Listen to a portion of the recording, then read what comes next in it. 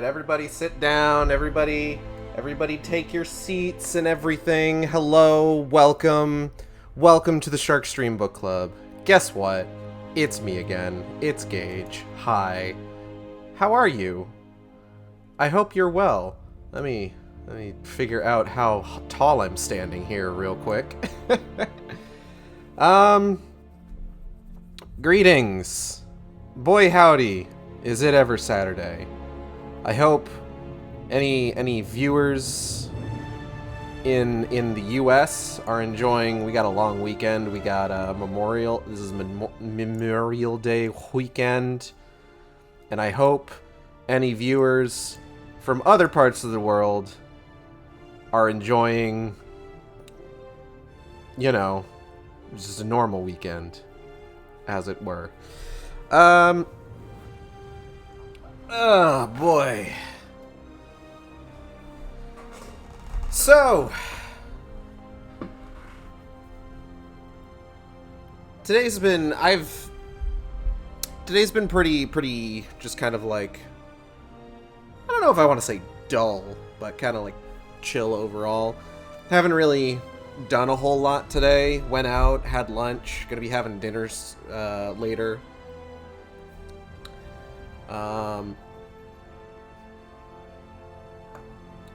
That sort of thing. Sup, vampire frickers. Hello, Venom Lad.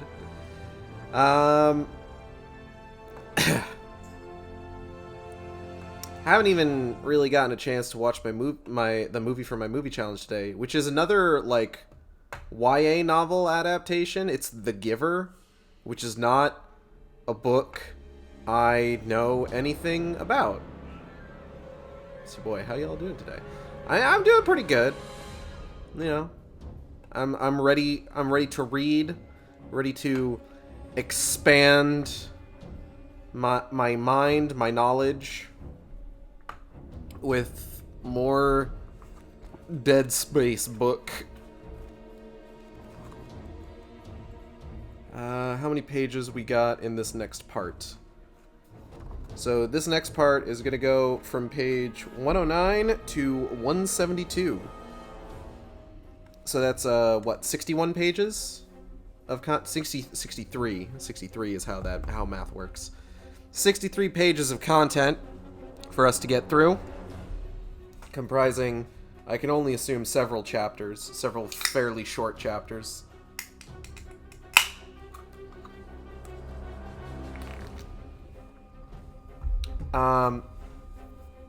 And yeah. So last time on Dead Space Martyr, our good friends at Dredger Corp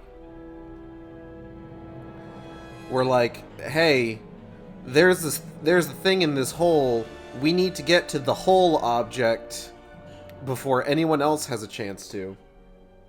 And they're like, okay, let's rush a drilling job to get eyes in that hole. We gotta penetrate the hole so that we can get the thing out. And boy howdy did they penetrate that hole. But in the process, one of the guys they sent down there, I think Hammond? Was it Hammond?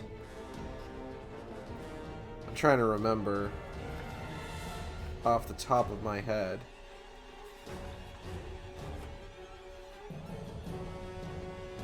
Hennessy. It was Hennessy. Hennessy and Dantek were the dudes that went down into the hole. As they were heading down into this hole, Hennessy lost his fucking mind. Hennessy busted his gourd. Hennessy went fucking nuts. And he murdered Dantek. Which is wild, because Dantek was over here talking about how much he wanted to fucking murder Hennessy. Like, can you imagine the irony of it all? So, lost my train of thought for a second there. Now, Hennessy didn't just lose his mind normally. Hennessy lost his mind due to marker-induced dementia. He started seeing his dead brother, as well as several other people he knew was dead. And then he started seeing symbols, and he painted the symbols all over the wall, first in Dantek's blood, and then in his own. And he's just like, we can't touch the marker, or maybe we can touch the marker. We gotta understand the marker, and it's not clear exactly what happened. But suffice to say, our good buddies at Dredger Corp made a bit of a fucky-wucky, a little bit of a fucko-boingo. And as such, maybe need to readjust their intentions with regards to drilling this hole. In the meantime, we haven't checked in on our buddy Michael Altman in some time, since he met with, he met with Hammond, and Hammond was the shifty guy who was just like, oh, they're watching me, they're on to me. And then he slit his own throat when he was just barely confronted by Tim, Tom, and Terry. So we haven't heard from Michael Altman since then. But perhaps things will change in this new part that we're going to be reading. So today we are going to be reading part 3, Stardust Crusader. No, it's The Noose Titans is the title of part 3 of Dead Space Martyr. So clearly things are only going to go well here, as you can tell from that title. Let's go ahead and get some footage up on the screen here. Today's footage is from Dead Space 3.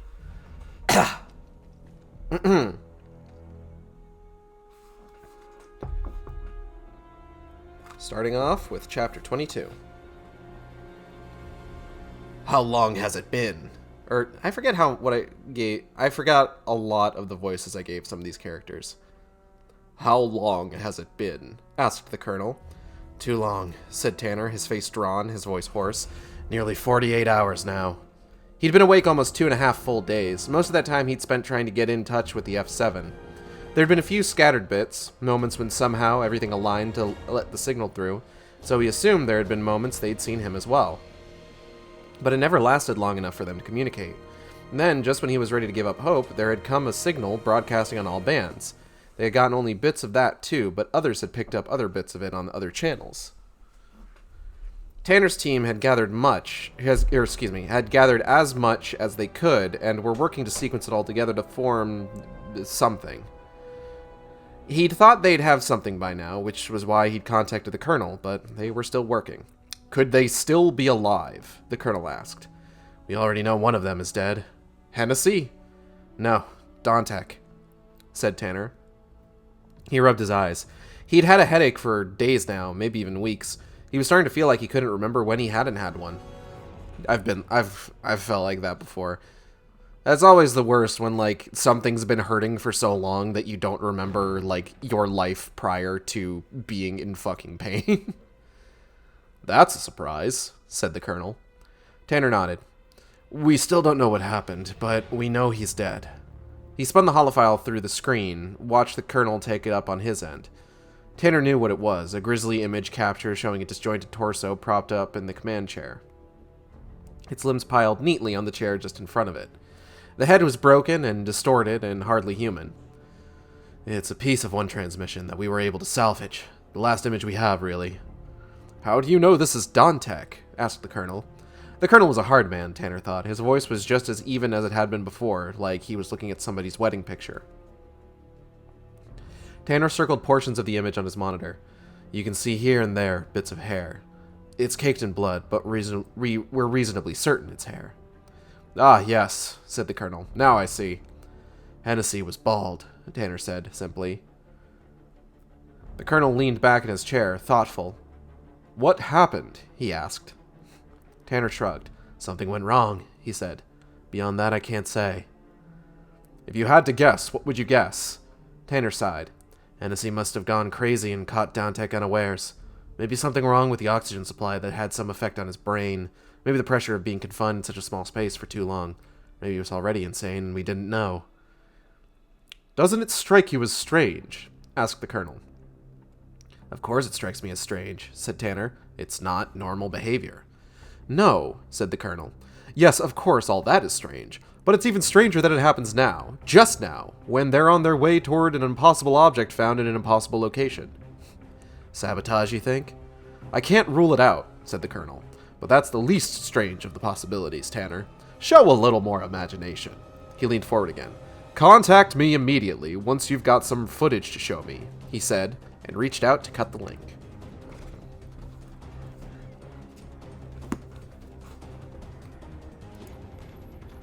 So our first chapter is a relatively short one.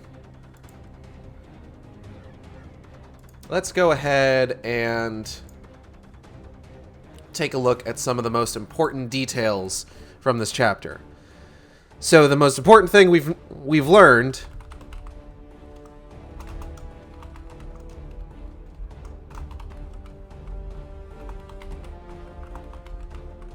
is Hennessy is bald. Anyway.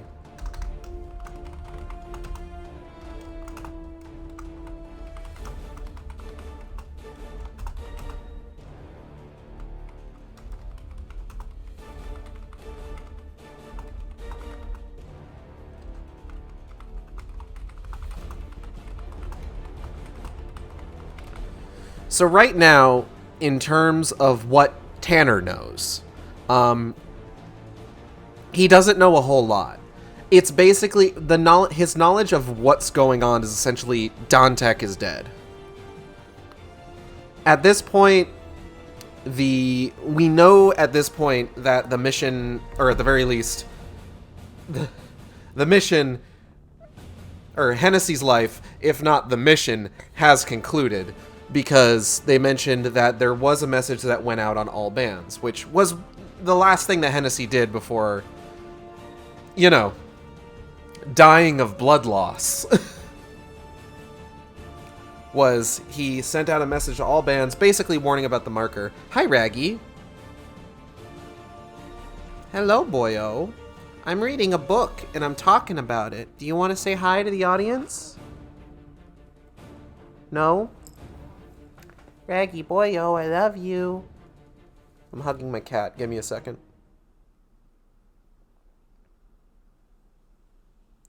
Raggy boyo. Squirming around. He's not really squirming. If he was squirming, I'd let him go.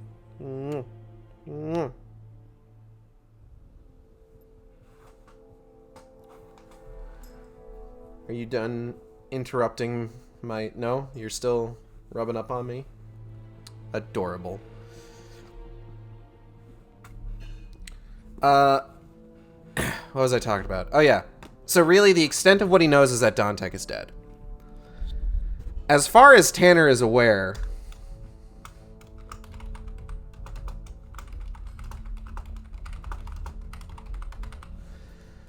As far as Tanner is aware, this is likely, like, sabotage in his mind. But he's not a particularly imaginative person, so that's not entirely out of character.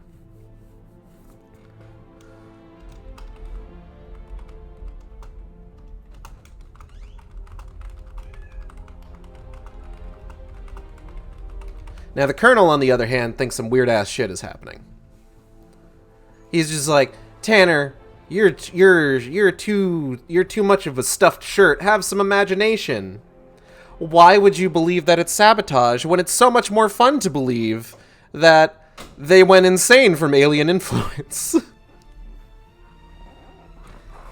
And that's about where we leave off. Nobody really knows what happened. Nobody really knows what to do at this point.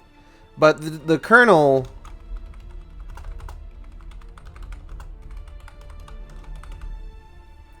like, is pretty much just otherwise unfazed from all of this. He's basically just like, yeah, some weird shit happened, but I mean, like, yeah, it's interesting, it's cool. I'm on board.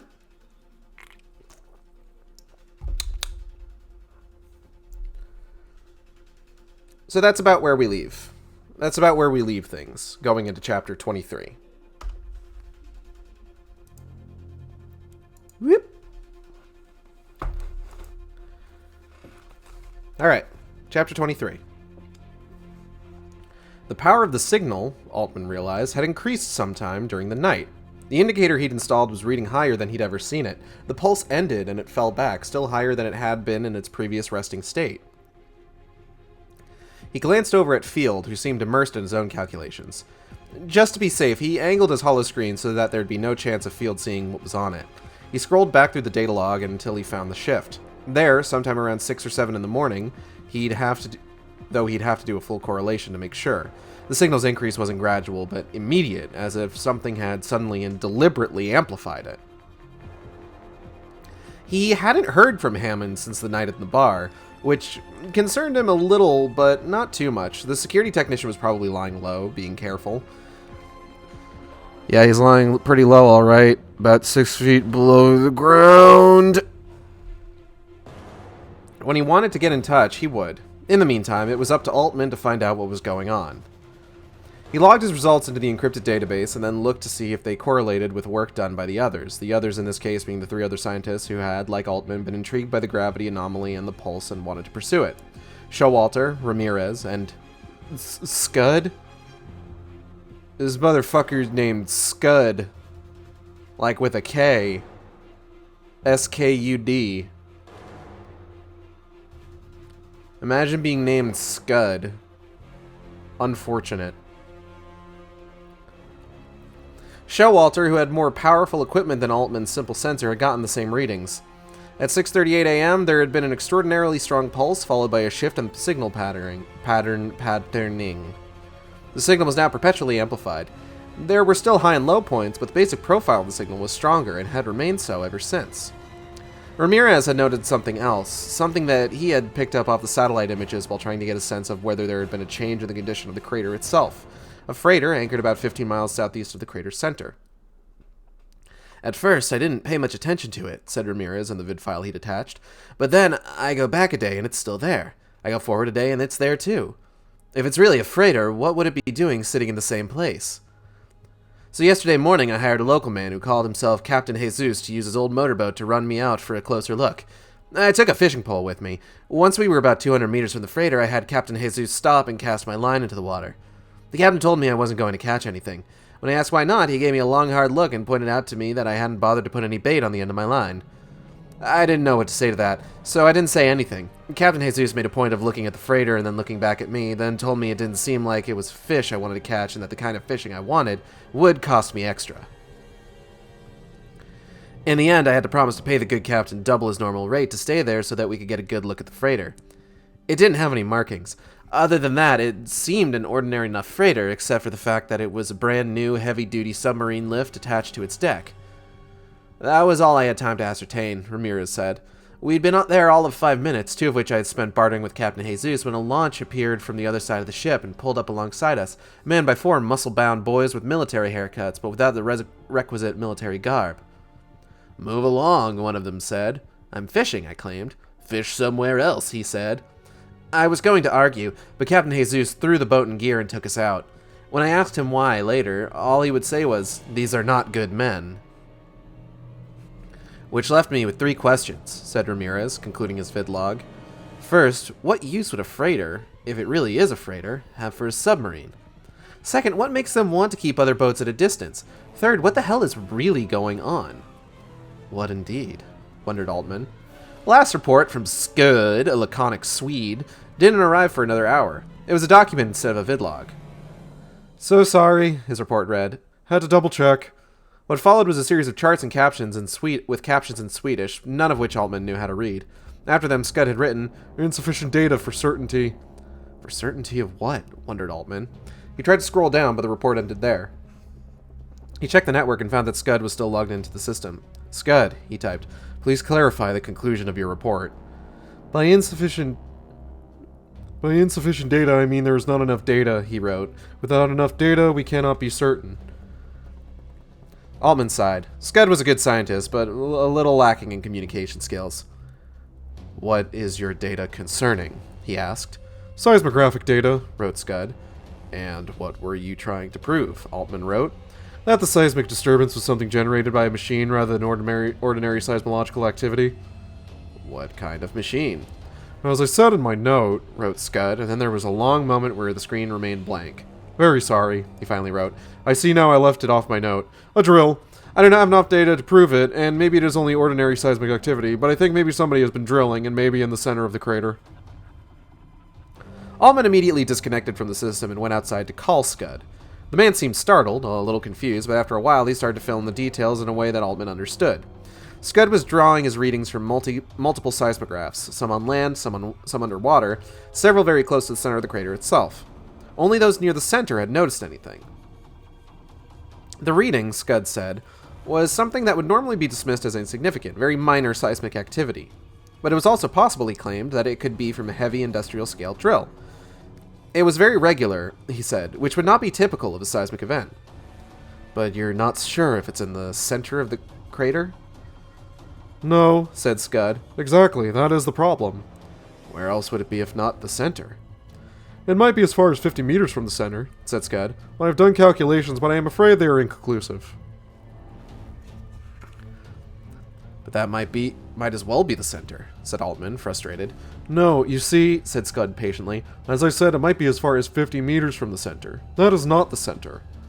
Altman started to argue, then stopped, thanked him, and disconnected. He stayed there, looking out at the ocean a while, and then glanced inside to the window.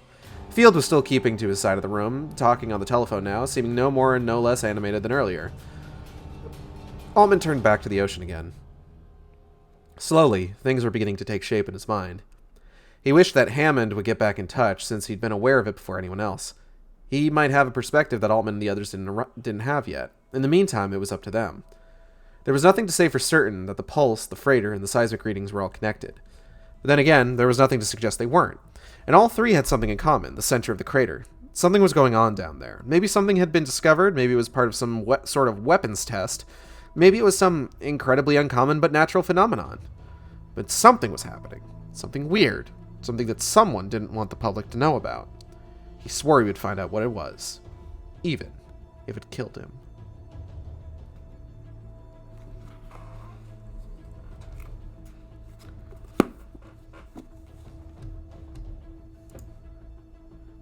Do again too. All right. So we get a little bit. So we're back. We're back with our good buddy Altman.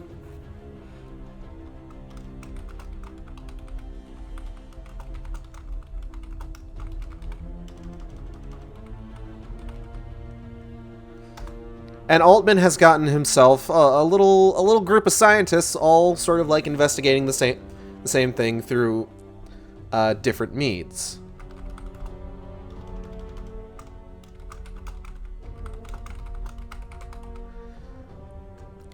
So, including Altman, there are four scientists kind of working on this in tandem. The first up we've got is Showalter. Now, Showalter appears to be kind of in a similar position as Altman. He has similar equipment.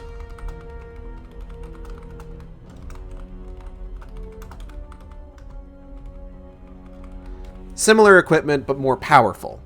And this is, a good thing this is a good person for Altman to be in contact with, just to kind of like compare and contrast notes. Like, if Altman sees something weird on his equipment, it's a good idea to basically kind of like confer with Showalter to see, like, did you get the same thing?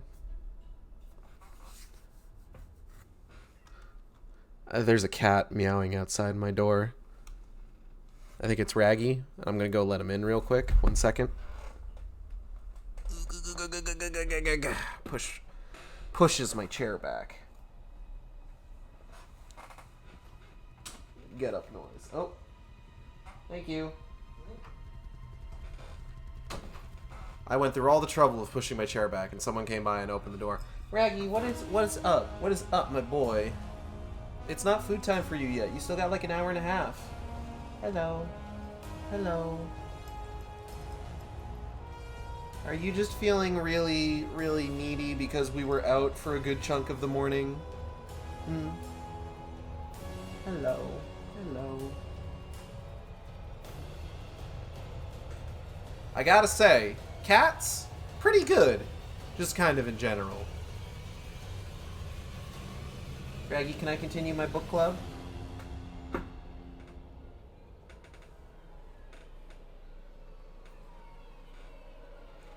Raggy, can I keep doing books club?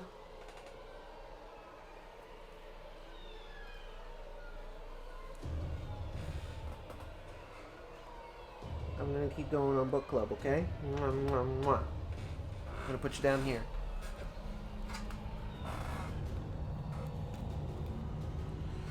I gotta scoot my chair back in, so look out. Look out, look out, look out. We scootin'. Okay. So, Showalter doesn't really have a whole lot to, like, contribute other than, like, just kind of reinforcing what Altman is seeing on his own instruments. Next up is we got Ramirez, who is working with satellite imaging. Raggy, you are so needy right now, and I have to. Daddy needs to book club. Daddy needs to book club, Raggy. Hello, needy boy.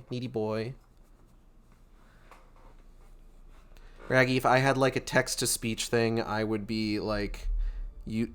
Ooh, claws in my knee. Okay, claws in my knee. You got such a weird shaped nose. Do you know that? Can you take your claws out of my knee? Thank you. I love you too, but like, ouch.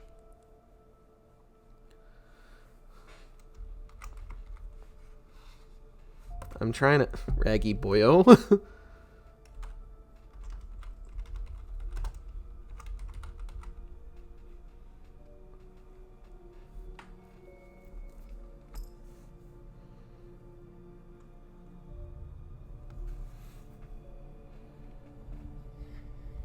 Yes, that's the microphone arm.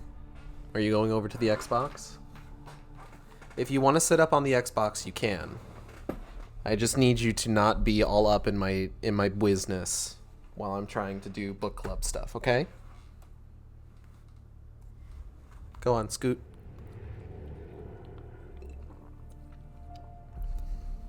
So Ramirez is looking at satellite images. And he's the one that notices the freighter that launched the F-7.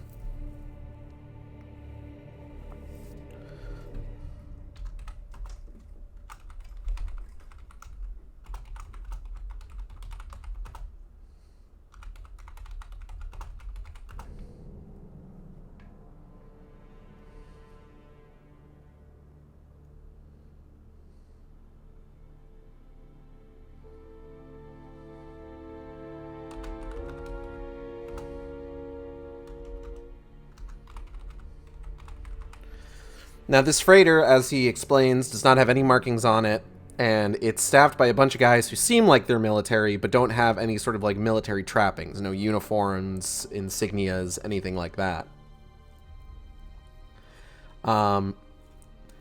Gets close to it in a fishing boat.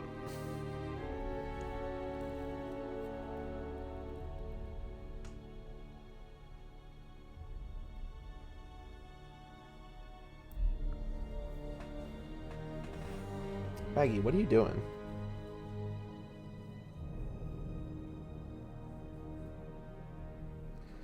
Gets close to it in a fishing boat. Neglects to fucking bring bait to pretend that he's fishing like some kind of a idiot. And then gets fucking scammed by his captain. And just like, you know what? It's kind of his own fault at this point. So I can't really feel bad for him.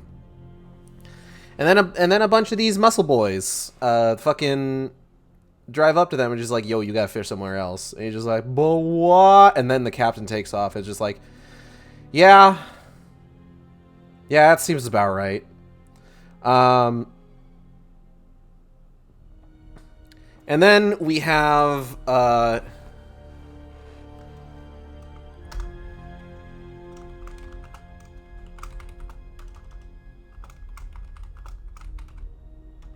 We got Scud. We got this motherfucker named Scud. He's looking at seismographs, which is equipment that measures seismic activity. Oh God, excuse me. And what Scud has noticed is that these seismograph readings are fairly insubstantial, but their regularity and their consistency suggests some sort of drilling equipment.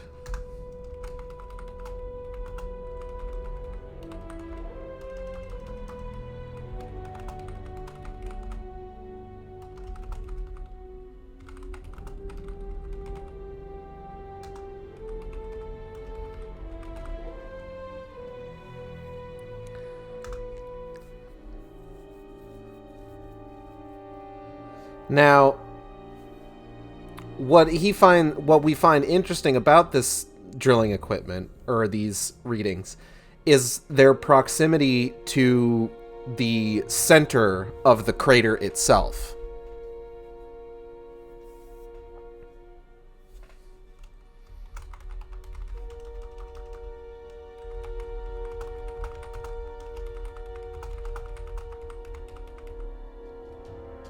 I'm like dropping into like single-digit frames per second whenever I type. This is hilarious.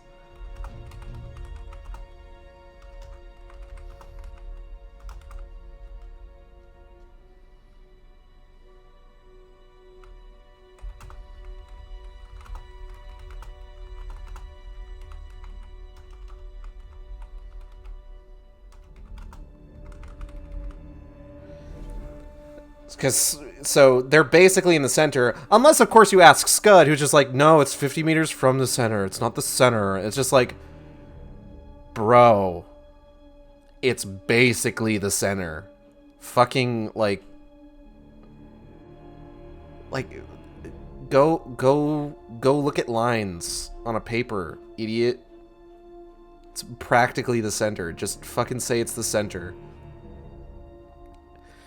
Which leads to just a really funny moment of Altman just being like, you know what, I don't have time to argue with this guy about what is and is not considered the center of a fucking crater. I'm just gonna hang up. Which, like, I've been there. I feel that. Alright.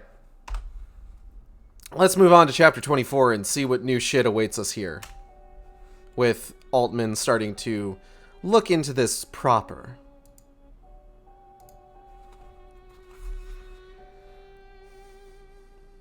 Oh, actually, we're going to be talking to Tanner again. I've got it now, said Tanner, his eyes red-rimmed, his face noticeably pale. He'd reached the limits of the anti-sleep medication. He had only an hour at most before he either collapsed or it started doing some serious internal damage. Let's see it, said the Colonel. I should warn you, Tanner began. I don't need any warnings, the Colonel interrupted. Just play it. Tanner sent the file through the screen and opened it. It started to play. Tanner closed his eyes, but once the sound started, the dim hiss of static, the images flooded into his mind anyway, made worse by his imagination and its lack of sleep. He opened his eyes and looked. There wasn't much. The image had been broadcast through layers of rock, and it was, in a sense, surprising that anything had gotten through at all. Tanner wished that it hadn't. At first there was only the sound of static, the image itself nothing but snow. Then little bits and peepses? Little bits and peepses. Pizzas. Little bits and pizzas. Little bits and pieces started to emerge. In terms of the images, it was as if the snow was taking on texture, a vaguely human face forming and then dissolving again. What looked like a hand, what could have been a fist around a pipe, or then again been nothing at all. The sound went from a staticky hiss to a whisper to something that sounded like a man was speaking through a mouthful of bees. Something that sounded like a scream, blood-curdling, a dull rhythm that might have been someone talking, someone singing, a wandering, meandering nursery rhyme. Then suddenly, a brief moment of clarity. A man's face, weirdly backlit and terrified, his skin covered with something, quickly bursting into fuzz again. Freeze that, said the Colonel. Tanner stopped the bid and spun it back. Bid? Stanner? Am I okay? Tanner stopped the vid and spun it backward. The man's eyes had an emptiness to them. His features were strangely distorted, as if he were screaming. His face was covered with strange markings, symbols of some kind, which extended down his neck and chest and arms. Hennessy? What's he done to himself? Asked the colonel. What did he use to write? Blood, we think, said Tanner. You can see it dripping off his hand to the left there. There seems to be a cut on his arm. Maybe it's his own blood, maybe it's Dantek's. If you look behind him, you'll see traces of the symbols on the walls as well, which we assume is also blood. The colonel furrowed his brow. What do the symbols mean? We don't know, said Tanner. Nobody has ever seen anything quite like them. When the colonel didn't say anything, Tanner asked, Shall we go on? The colonel waved his hand. All right, he said. Go on. More hissing, more static, more vague and distorted images. At one point, a brief glimpse of an arm that had been torn free of its socket, its lifeless hand curled up like a dead spider.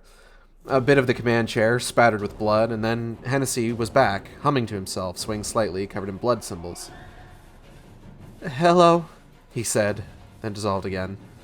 He flickered in and out of existence along with bits of words, nothing that could be sorted out, and then something that sounded like shame, or maybe was part of another word, and then something eat to know. On screen, Hennessy clutched his head and was replaced by static, in color this time. When he reappeared, he was giving the camera a strangely ecstatic smile. Track, he said. There was a long silence. Simply not an... he said, and then a little later, not care... We'll have Usk.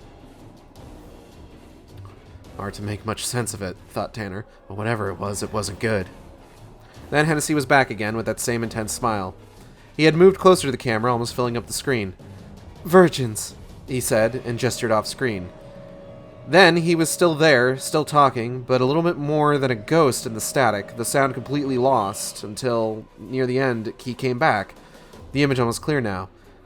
Understand that, he said, and then a microburst of static. Then, destroy it. Hennessy moved out of the way, revealing, in the command chair behind him, the bits and pieces of Dantek's body. And then the vid ended. How many people have seen this? Asked the colonel. This particular version? 3 or 4 technicians. But it was generally broadcast, so a lot of people may have seen different bits of it. No way to say who has seen what. So no point killing the technicians then? Asked the colonel. Excuse me? Said Tanner. This is big, Tanner, said the colonel. Much bigger than you can even imagine. It's more important than a life or two. There are billions of people on the Earth. People are expendable.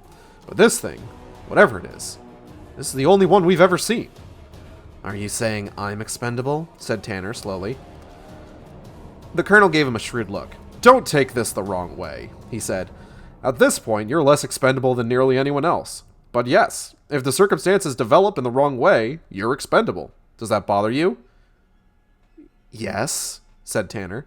Then don't let the circumstances develop in the wrong way, the colonel said. He looked at his chronometer. Chronometer? His fucking watch! I'll give you until morning. Find out how widely the vid is spreading and how much of the people of it, how much fucking shit, goddamn, how much of it people have seen. Get some people on the ground who can ask the right questions without raising suspicions. Once we know where we stand, we'll figure out what to do. All that line did give me a laugh.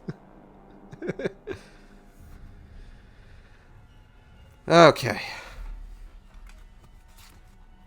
If it bothers you, then don't fuck it up. Hey man, if you got a problem with being expendable, then make yourself unexpendable. It's that easy. Just don't do a bad job.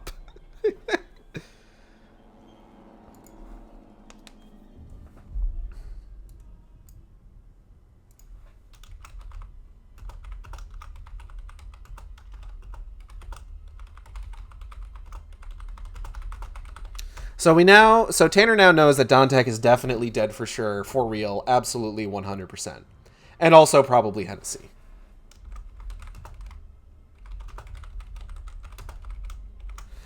And at this point, so as previously established, Hennessy's message went out on all bands. So obviously, Dredger Corp got it, but a bunch of other people got it as well. But the message is all fucked up. Like, there's no way that anybody... There's very, very... I saw a roach crawl out of my computer tower earlier, and now I'm just afraid of, like, other horrible creatures emerging from this fucking monolith. What was I talking about? Oh yeah. So, it's hard to say for certain exactly who got what, how much they saw.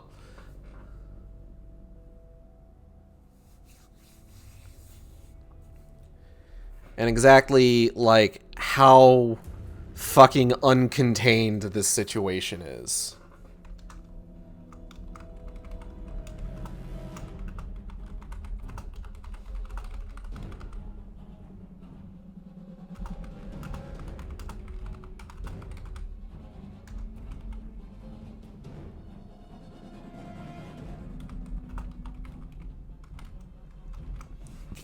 So the colonel is not too happy about the fact that, like, damn, this isn't something that we can just cover up by killing a couple people. Shit, fuck, dip.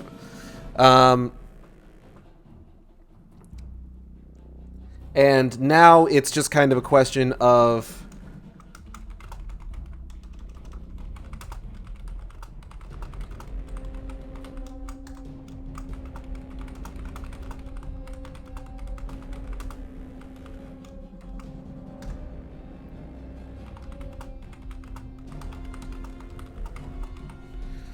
it's now just kind of a question of finding out how many of the people got the message, how much of the message they saw, and kind of just how fucked Dredger Corp is right now.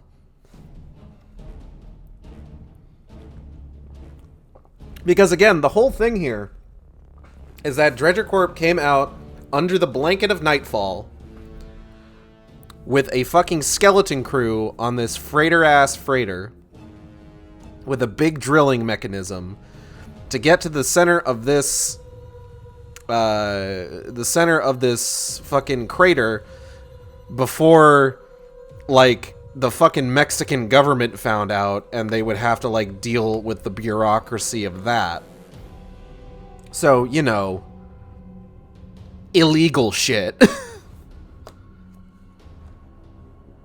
So things could be going better for them.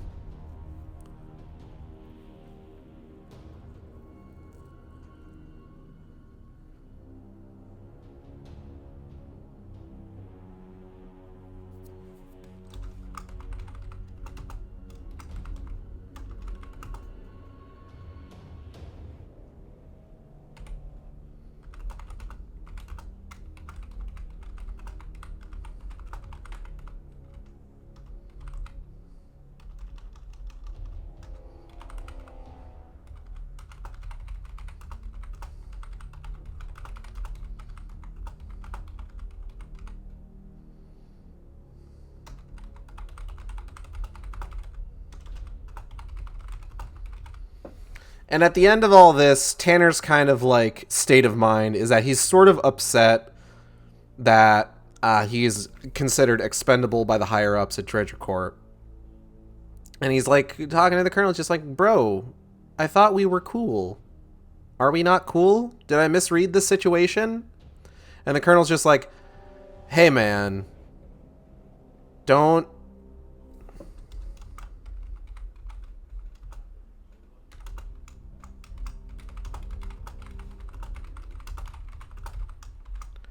Colonel's just like, hey, man, don't worry about it. Just do a good job, and it'll be fine.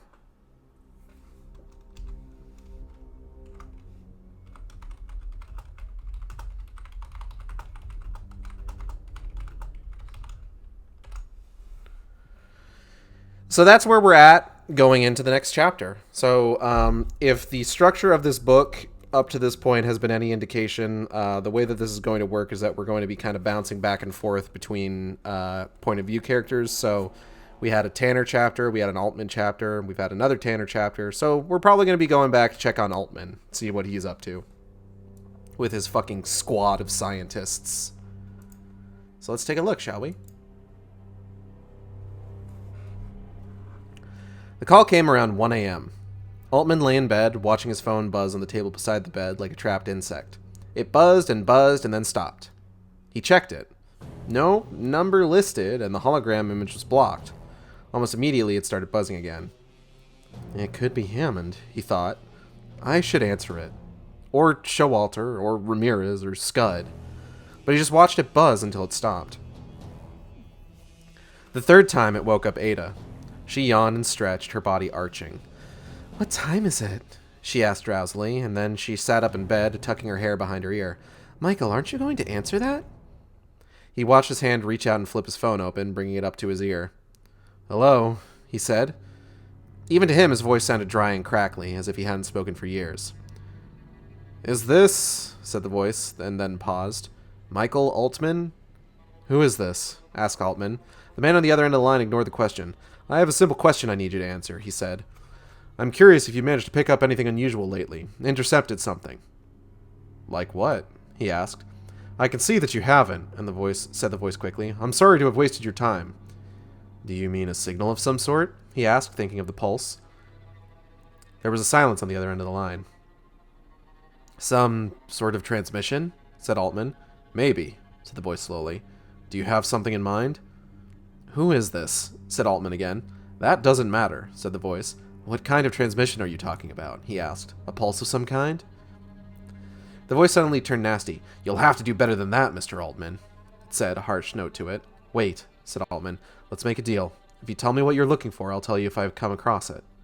The line went dead. "What the hell was that about?" asked Ada. "I don't know," said Altman. "I wish I did. Someone trying to pry something out of me." "Like what?" "I don't know," he admitted. A lot of not knowing things going on here. I thought this guy was supposed to be a scientist. He got out of bed. He went into the bathroom and washed his face, stared at the man looking back at him from the mirror. There were dark circles under his eyes, his eyelids puffy and swollen. He barely recognized himself. He hadn't been sleeping well, bad dreams, and on top of that, the excitement and fear associated with whatever was going on in the crater. Plus a headache that seemed to go on and on. What if something had happened to Hammond, he wondered. What if they had killed him? What if they were coming after him now? No, that was crazy. There was no point in being paranoid. It was just a phone call. He went into the other room, switched on the computer connected to the secure server. Nothing new from the others since he'd last checked. "What are you doing?" Ada asked him. She was sitting up in bed again, hair falling partly over her face. "I have to check something," he said. "It won't take long." "Michael," she said, her own voice stern now, "I want to know exactly what's going on. You shouldn't keep secrets from me. You're not in trouble, are you?" she asked. "I don't think so," he said. "If you were in trouble, you'd tell me, right?" She said. "I'd like to think I would," he said. "What do you mean you'd like to think you would? What kind of answer is that?" "I mean, yes, of course I would." "There," she said. "That's better." She ran her fingers through her hair and twisted it so it fell behind her shoulders, then got up and went into the bathroom. He turned to the screen and quickly typed. "Strange phone call this morning, just after 3 a.m., asking me if I'd intercepted something. Thought he was talking about the signal from the center of Chicxulub, but when I hinted at that, he rushed to get off the line. Maybe a transmission of some sort? But what, I don't know. Anybody else get the same call?" He waited a minute, staring at his screen until Ada came out and climbed back into bed. Then he logged out and shut the system down, climbing in next to her. Probably nothing, he told himself. "You promised me you'd tell me," she said, sleepy again now.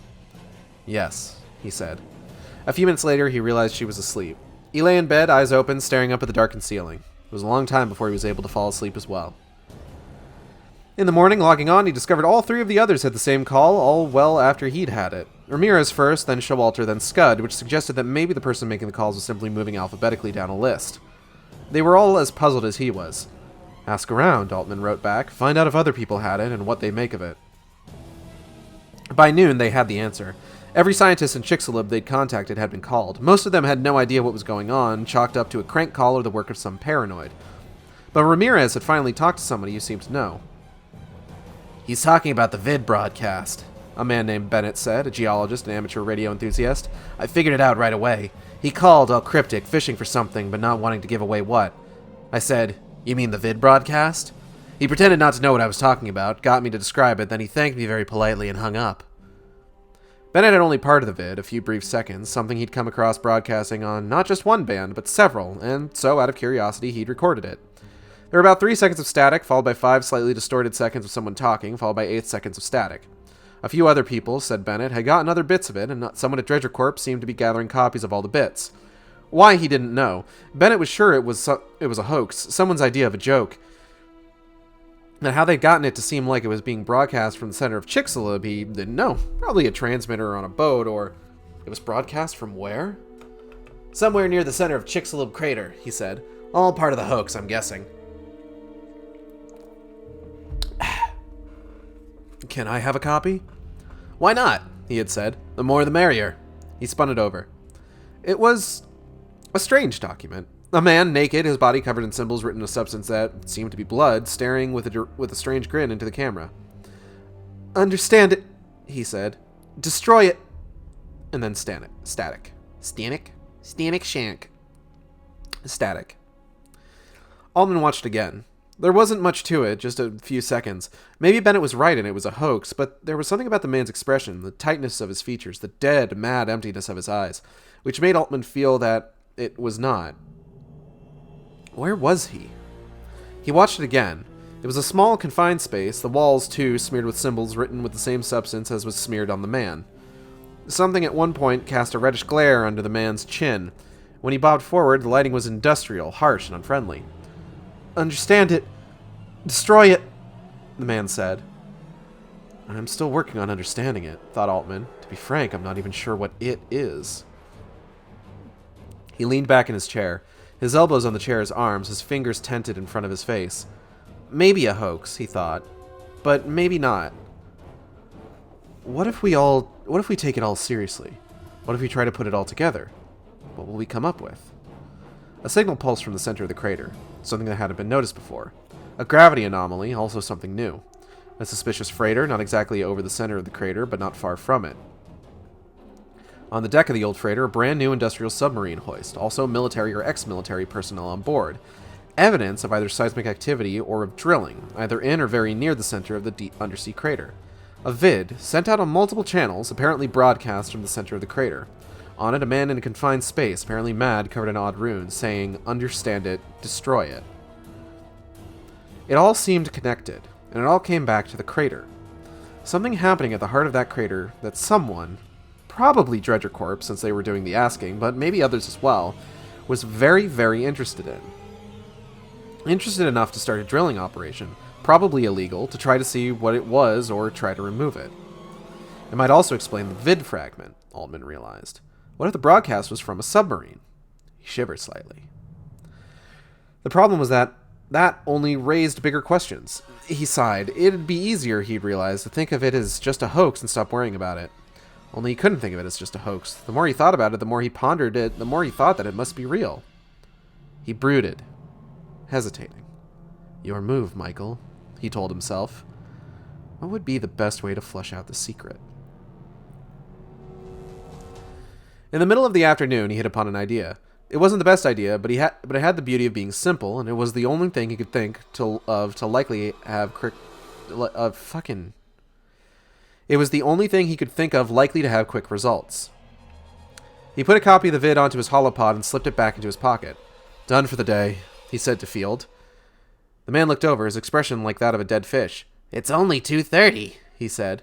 Altman shrugged. I have a few things to look into. Suit yourself, said Field, and turned back to his holoscreen. 15 minutes later, Altman had a hat pulled low over his face and was sitting in the lobby of the town's youth hostel, using its single ancient terminal, a pre-holoscreen model. The deskman cast him a glazy glance and then ignored him. He wasn't paid enough to care who used the computer. He spun the vid from his holopod to the terminal and then spent some time making sure he hadn't left a trail. Then he went on to FreeSpace and created a dummy account. It could be traced back to the monitor, he knew, but there was nothing he could do about that. It couldn't, in any case, be traced directly to him. Give me 1 second.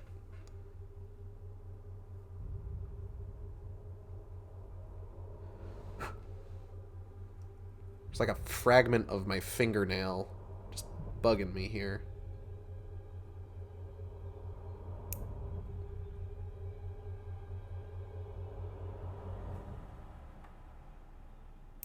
There we go.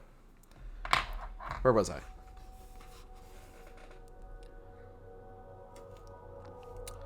He prepared a message.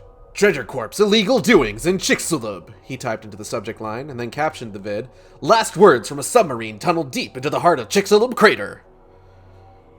He stayed for a minute, thinking, and then added, A retrieval mission gone wrong.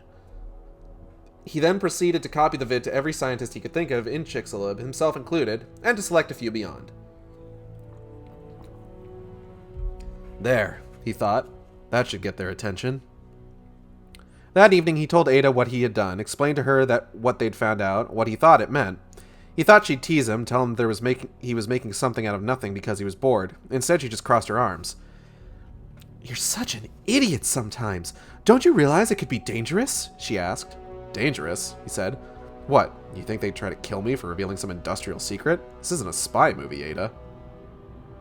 Maybe not, but you're acting like it is, she said. Secure website, gangs of scientists, secret subs, signals that shouldn't exist. And then this video.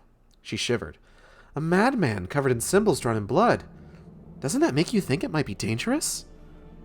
What? How do I know what it is? She asked, shaking her hands at him.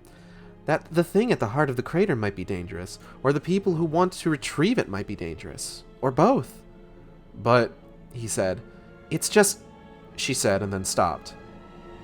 She lowered her head and stared at the tabletop. He watched her hug herself as if she were cold.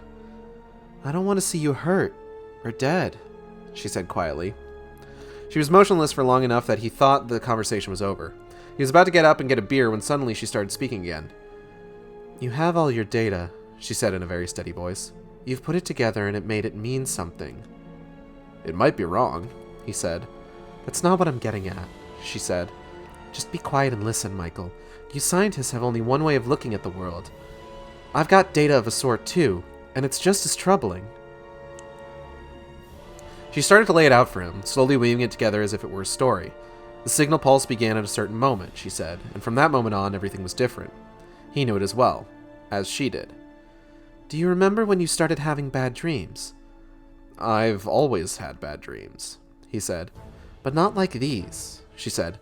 Bloody, apocalyptic, end-of-the-world stuff every night? No, he admitted. Those are new. Everyone is having them, Michael. Even me. And I'm not normally prone to nightmares. She had noticed how distracted and ill-rested everyone seemed, from the townspeople to her colleagues. She was trained to notice things like that, so she'd started asking around. Did you sleep well last night? Did you have any dreams? Nobody was sleeping well. Nobody was dreaming anything but nightmares. And when she could get them to remember when the nightmares started, it always corresponded to when the signal pulse had begun. That's just the start, said Ada. Do you know how many times over the past week you've told me you had a headache? Dozens. Do you know how many times you've clutched your head and winced but not said anything about it to me? Dozens more. And you're not the only one, she said. Everybody is having them. Before the signal pulse, hardly anyone was having them. Now everybody is. Coincidence? Maybe, but you have to admit it's strange. All right, he said. I admit it. Don't be a smartass, Michael, she said. This is serious. I've spent months investigating the rituals and legends of this region, and before that I spent years reading other people's reports on them. The thing about legends is that they've been basically the same for hundreds of years. So? She reached down and cuffed the side of his head. I thought I told you not to be a smartass, she said, her dark eyes flashing. They're no longer the same. They changed drastically once the pulse symbol started. Shit, he said. The villagers are having nightmares, Michael, she said. Just like us. But while our dreams are only thematically similar, theirs are very specifically alike. They're all dreaming of the tale of the devil, which, as I mentioned the other day, is what the word Chicxulub means. Coincidence? Allman just shook his head. I don't understand it, he said. I've noticed, here and there, traced in the dust or freshly carved into the bark of trees, a crude symbol like two horns twisted together. When I asked what it was, people ignored me. When I kept asking, finally someone told me, almost spitting the word. Chicxulub. She got up and went to the fridge, pouring herself a cup of distilled water. She drank it down, then poured another cupful, sat back down. She reached out and put her hand in his palm. He squeezed it. I don't know how it all fits together, she said, nor how it meshes with your own data. Maybe it's all just weird coincidence. But all of it taken together makes me think that whatever is at the bottom of the crater is something that wishes us harm. You make it almost sound like a living thing, he said. I know it's not very scientific, she said. She took her hand back, rubbed her temple with it. Another headache, she said, and gave a wry smile. After a moment, she went on.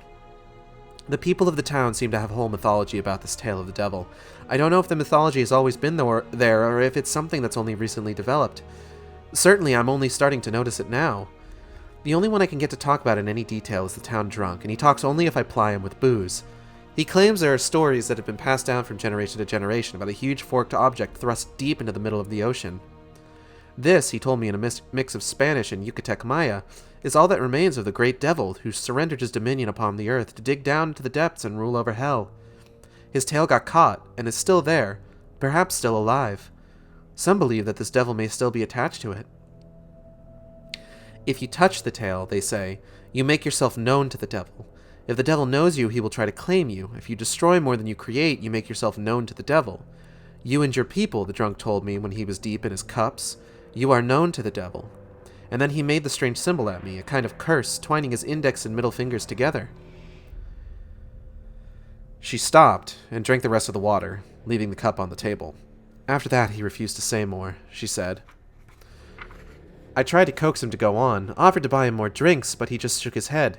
He finally admitted, afraid that the devil might hear him. They sat silently for a moment, staring at each other.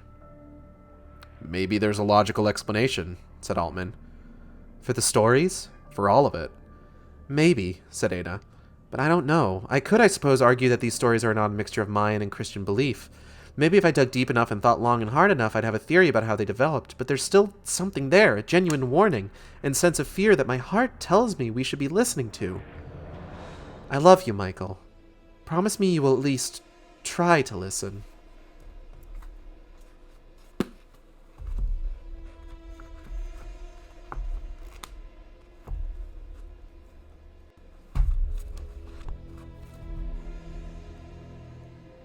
I'm just looking ahead real quick. I don't think we have... Oh, we got at least like a couple more like kind of long chapters, but otherwise we're trucking right along here. All right, let's pause on the movie here.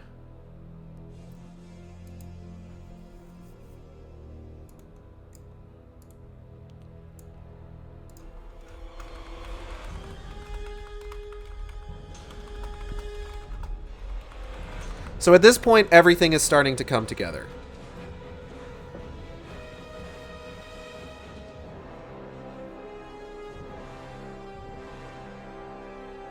So let's go ahead and just kind of take a look at this in sequence. So one night, Altman gets a call at like 3 a.m.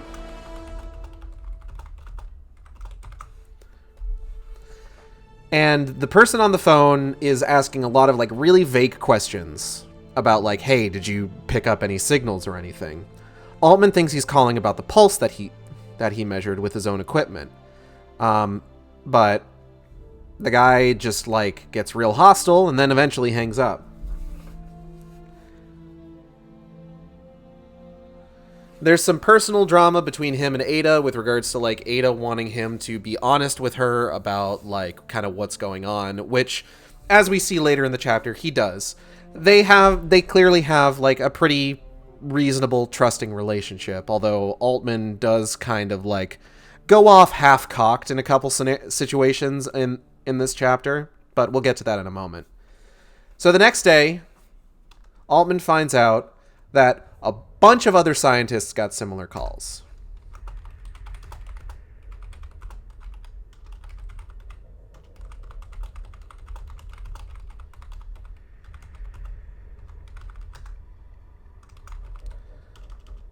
For the most part, they were all contacted after Altman received his phone call. But most of them had more or less the same result. The person asked a bunch of really vague questions and eventually just kind of got like fed up and hung up on them. But from one scientist, we find out that no, actually, they did have a reason for calling, and it wasn't about the pulse.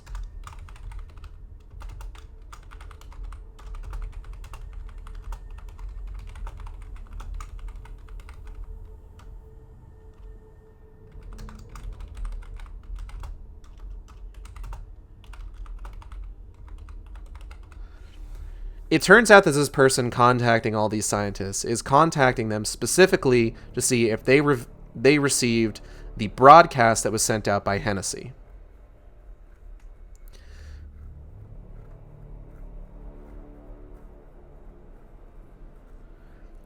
Now, Altman takes a look at it, and as he is starting to kind of like look at, okay, the pulse, the freighter with the pulse starting, the pulse getting amplified, the freighter with the submarine hoist, and the military or ex-military personnel, the seismic activity near the center of the crater, this vid being broadcast from the crater. He thinks it's bullshit, admittedly, like just kind of right out the gate, but does admit that if he looks at it as not bullshit, a kind of a spooky sort of situation starts to unfold.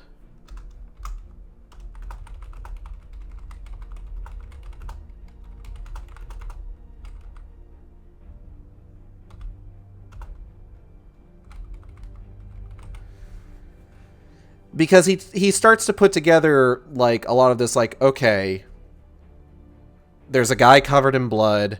He's in a very confined space.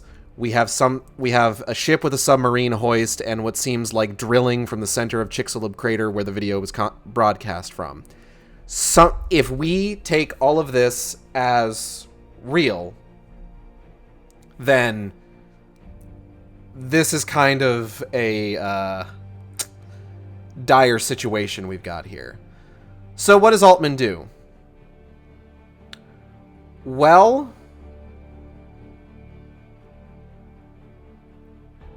he posts clickbait.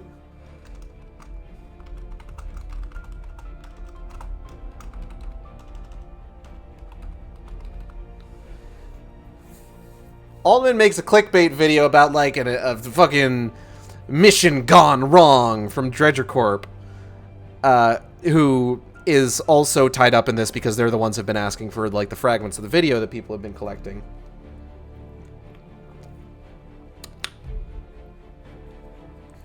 And he fires that off on what sounds like you're like an old style computer, not like the holographic computers that a lot of them are supplied with nowadays. And makes it so that like it can only be traced back to that computer. And he does this, and then he doesn't really think anything else of it. He's just like, okay, I've done my part. I'm gonna go ahead and call this a day. And he heads back. And again, like I said, he goes ahead and he tells Ada everything that's been going on. Everything that he's done and everything that he's looking into. And Ada is terrified of all of this. And for good reason. See, Altman and his squad, they're scientists. They look at data points, they look at numbers. But Ada is like an anthropologist. She doesn't look at data, she doesn't look at numbers. She doesn't like look at anything that's like mathematically quantifiable. She looks at stories. She looks at the people like around her. And with her combining like what she knows about what she's been finding out and what Altman has found, things are starting to look even worse than Altman thinks they are.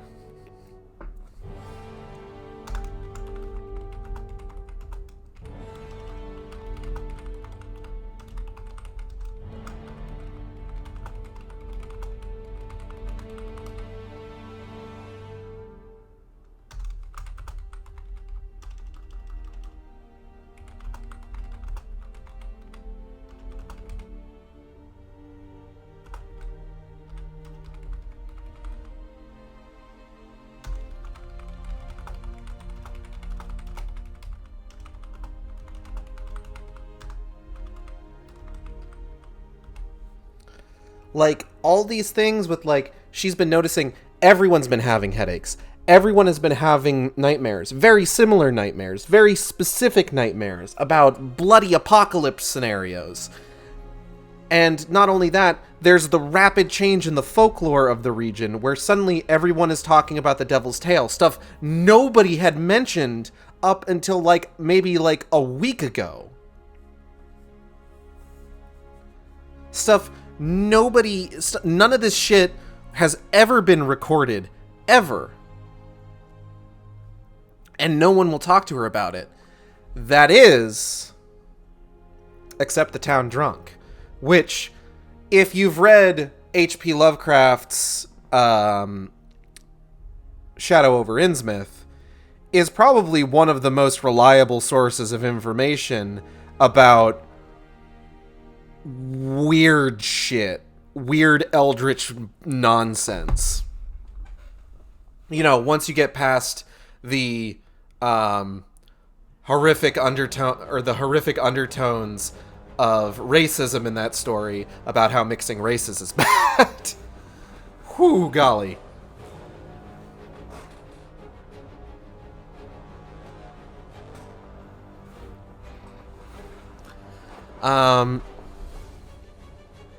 But she gets some information about, she gets a bit more clarification about where this whole legend, myth of the Devil's Tail comes from. And again, it's one of those things where it's just it could very easily be written off as some new permutation of Yucatec Maya folklore getting mixed and mingling with Christian folklore. Because that sort of thing happens all the time.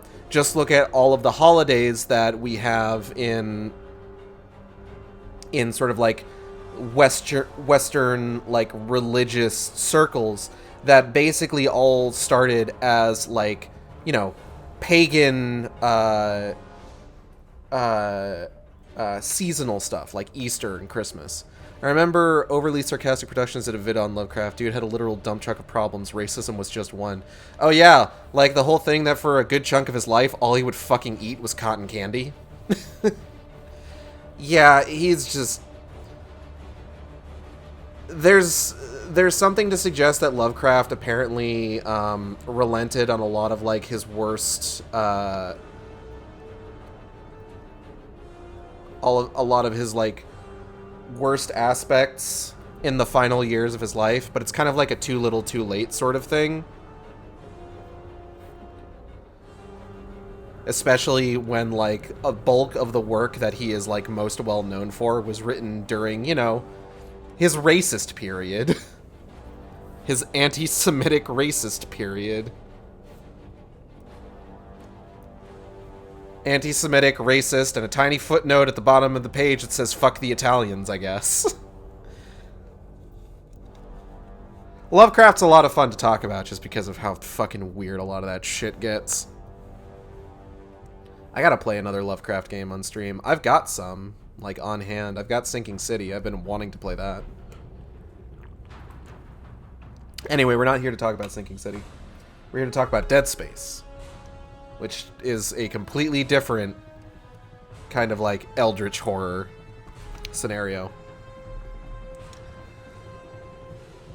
So, Ada kind of correctly identifies that this connection between the changes in the people of the region kind of married with the hard numbers that Altman and his buddies have been coming up with through their observations of seismographs and various geophysicist equipment, satellite imaging, radio signals. This is all painting a very, very bad picture. There is something at the center of that crater, and it hates us. It wants to cause humanity pain.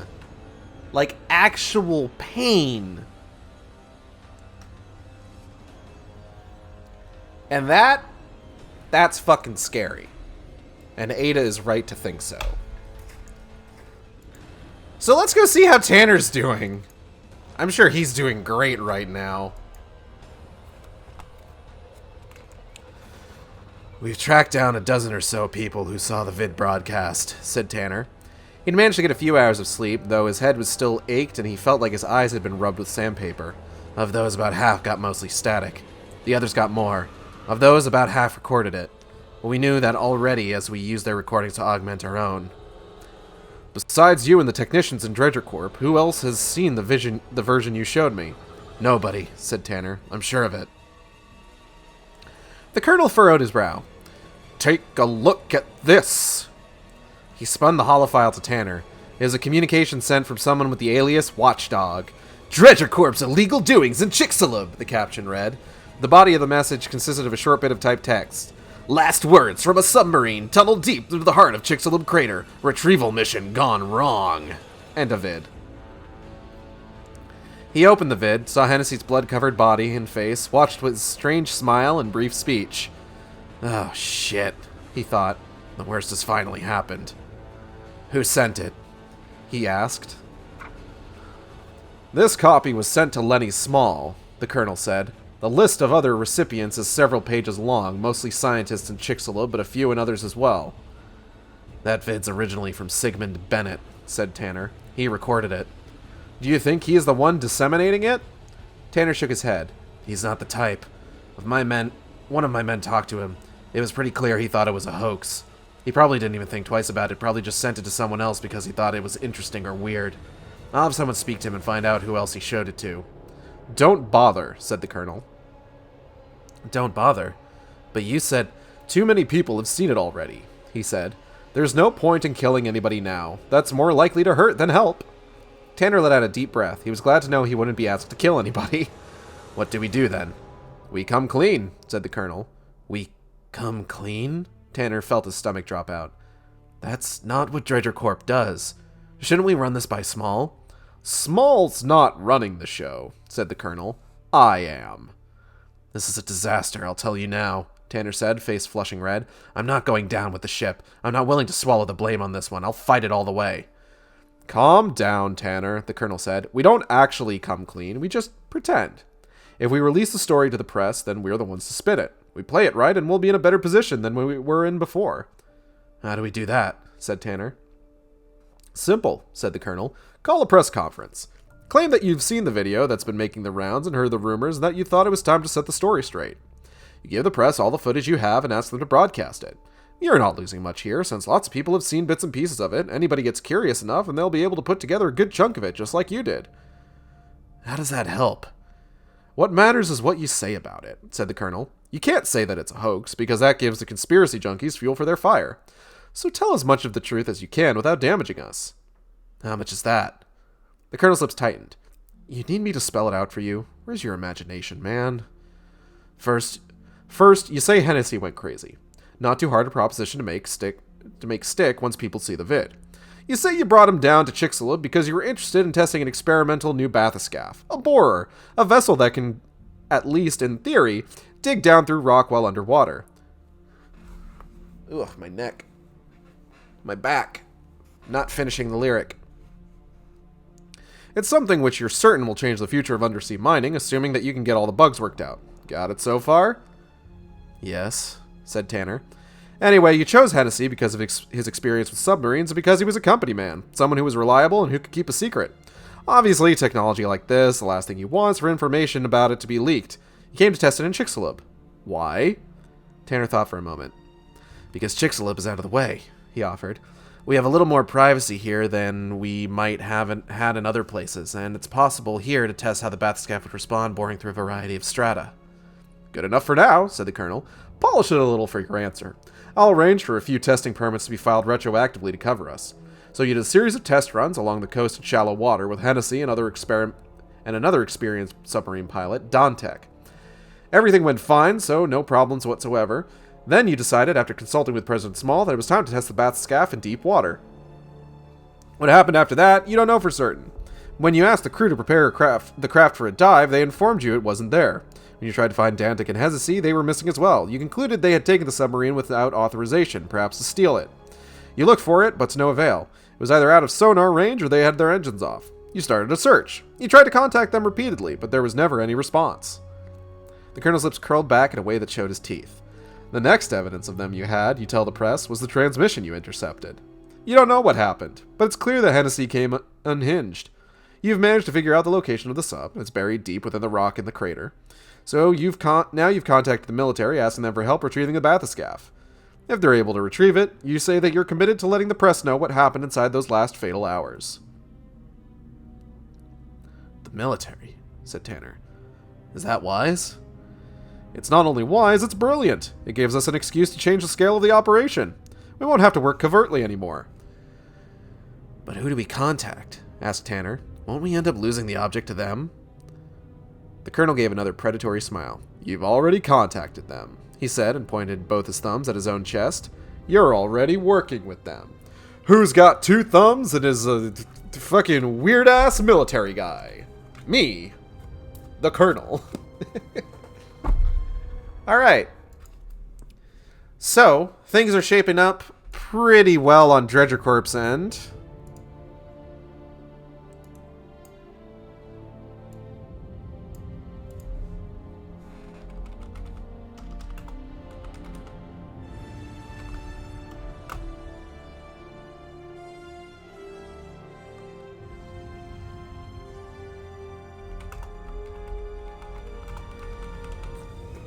So, at this point, so many fucking people have seen the video. Or at the very least, the snippet of the video that Altman sent out.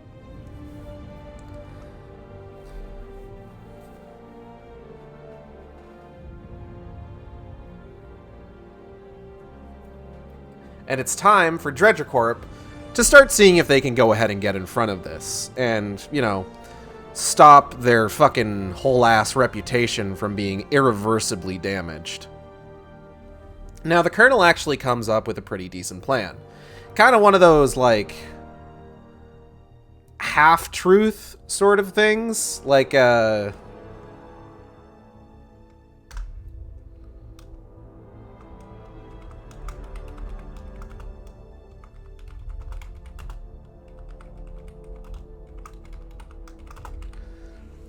he's basically saying, like, hey, we should mostly tell them what happened. Like, sort of. We should definitely still lie.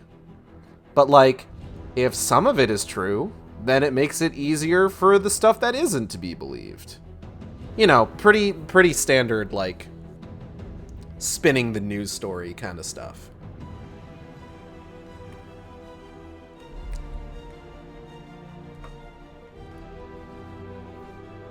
So, what's the story going to be? Well, basically, they're going to keep a few details. Yes, they have a new bathyscaphe.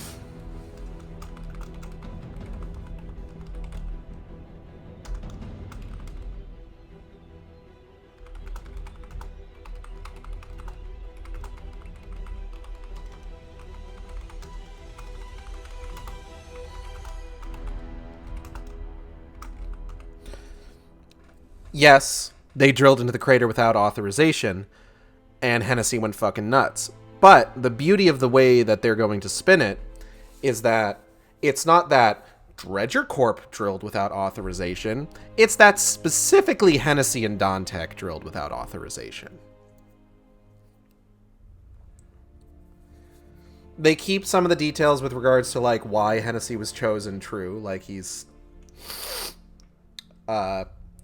experienced with submarines, and he's a company man, so they can trust him to keep a secret. In this case, the secret isn't that... well, hold on.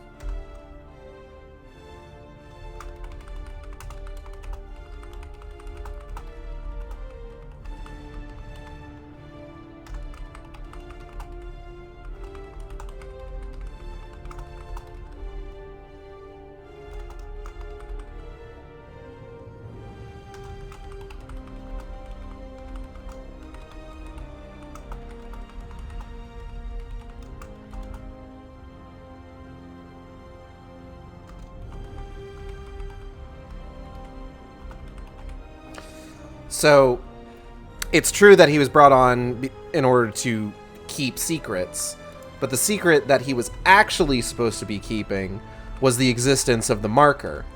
The secret that they are instead saying that he was going to be keeping was for the bathyscaphe tech. They're going to retroactively apply for some like testing permits to show that like, oh yeah, we were definitely testing this. Definitely everything was 100% above board. And then like, oh no, one day, oh no, our bathyscaphe is gone. Oh no, our bathyscaphe has been bathyscaphe-napped. And it turns out that Hennessy and Dantec, I guess, decided to go on a joyride into the Chicxulub crater, and Hennessy just fucking snapped in the process.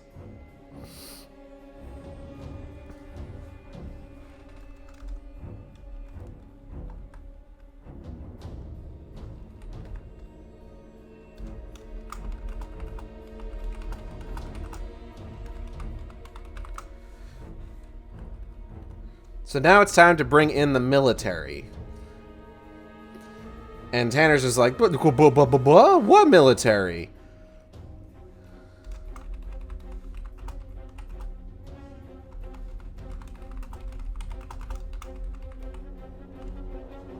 And the colonel's just like, oh yeah, it's us. And you might actually be a colonel? Possibly? This whole time, it was basically just Tanner kind of assuming that he was very Colonel-esque. But, like, maybe he's actually very high-up military mans? And basically, like, the whole thing is just, like, this actually works really well for them. Because now, they can expand the scope of their operation by saying, like, oh, we're just looking to extract the submarine with our very expensive, very secretive tech from this hole that they went and drilled on their joyride. And then who knows? From there, they could then suggest, oh hey, while we were extracting the drill, it turns out we found something weird in the crater. Isn't that fucking nuts? And it all works really well for them. So, yeah, everything's coming up Dredger Corp.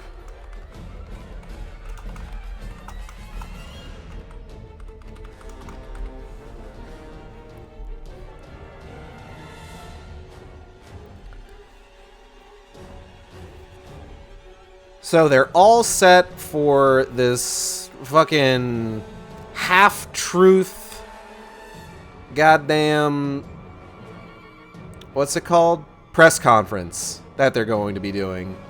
So it sounds like, in all likelihood, we might be seeing some details on this press conference from Altman's point of view with the next chapter. So let's go ahead and dive in.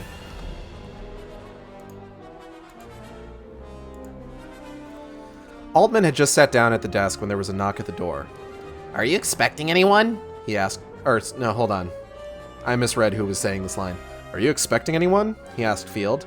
Field shook his head. "Not that I know of. Do you want to get that, or should I?" "I don't mind," said Altman. He started for the door, then doubled back to log off the secure site. The knock came again. "Just a minute," he called. It came a third time just before he reached the door, louder and harder now. Outside were two men he didn't recognize. Locals, he would guess. They were wearing ties and dark shoes that had been polished to a shine. One was tall and thin, with dark skin and a bristly black mustache. The other was clean-shaven, his skin lighter. He held a smoldering cigarette tight between his thumb and forefinger, like it was a joint. He was sucking hard on it when Altman opened the door. "Yes?" Altman asked. "We are looking for someone," said the man in Spanish. I don't speak Spanish. "Miguel Altman." "Michael," said Altman. "Can I ask why?" "You are him, perhaps?" said the taller man. "Who's asking?" asked Altman. "Who exactly are you?" The second man sucked again on his cigarette, his cheeks shrinking in to make his face look cadaverous. "We are asking," he said. He reached into his pocket and removed a badge. "Police," he said. "Has something happened to Ada?" Altman asked, his heart thudding suddenly in his throat. "May we come in?" asked the tall one. Altman opened the door wider and they slid past him and inside. Field watched them curiously as they came in. "Hello, Field," said the smoker. "Hello, Officer Ramos," said Field. "Do you have business with me?" "With your friend," said Ramos. "Perhaps we could have privacy for a moment." "He's not my friend," said Field. "We just share a lab." He stood and limped out the door. The tall policeman pulled over Field's chair and sat on it. Ramos leaned against the wall next to Altman's desk. What's happened? Asked Altman, his panic over Ada growing stronger and stronger. Is she all right? It's nothing to do with your girlfriend. Do you know Charles Hammond? Hold on. Charles Hammond, the tall man asked. His voice was flat and uninflected. He pronounced Charles if it had two syllables. Charles. The technician. I've met him. He says he's met him, Gallo? Two L's is a Y sound in Spanish, right? He says he's met him, Gallo, said Ramos. What do we think that means? The tall man, Gallo, ignored Ramos. How well did you know him? He asked Altman. Not very well, said Altman. We met once. He says they only met once, Gallo, said Ramos, and sucked on a cigarette again. What's this all about? Asked Altman. What indeed, said Ramos. This guy's not being very helpful. Where did you meet him? Asked Gallo. In a bar, said Altman. Why? Altman hesitated. He had something he wanted to tell me. Sounds suspicious to me, Gallo, said Ramos. Which bar? How long were you there? Asked Gallo. Which of you is asking the questions? Asked Altman. You're confusing me. Just answer my question, said Gallo, the same flat tone. And mine, said Ramos. Wait, said Altman. The bar was the one on the beach, near to here, and The cantina, you mean, said Ramos. There's a difference between a bar and a cantina, you know. Cantina, then, said Altman. How long were you there? Asked Gallo again. I was getting to that, said Altman, his voice slightly higher now. He called me and asked me to meet him. We must have been there, I don't know, a few hours? How many is a few? Asked Ramos. I don't know, said Altman. 2, I guess. The bartender says 3, said Gallo. Well, he's probably right, said Altman. It probably was 3. And yet you said 2, said Ramos. It was just a guess, said Altman. How am I supposed to remember exactly? What's this all about anyway? Can't you get to the point? No, said Ramos. We can't. The point is, said Gallo, you were the last one to see Hammond alive. He's dead, said Altman. He's dead, said Gallo. What happened? Asked Altman. That's what we're trying to find out, said Gallo. You don't think I did it, do you? Said Altman. You don't think I killed him? How did you know somebody killed him? Said Ramos. I didn't know, but I'm beginning to suspect, said Altman.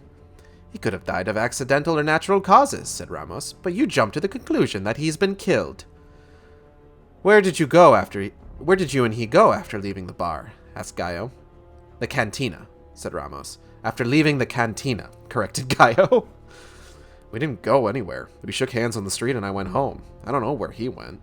Altman watched the 2 police officers look at each other, exchanging a significant glance. What happened? Asked Altman. How was he killed? Was Hammond your lover? What? No, of course not. Are you crazy?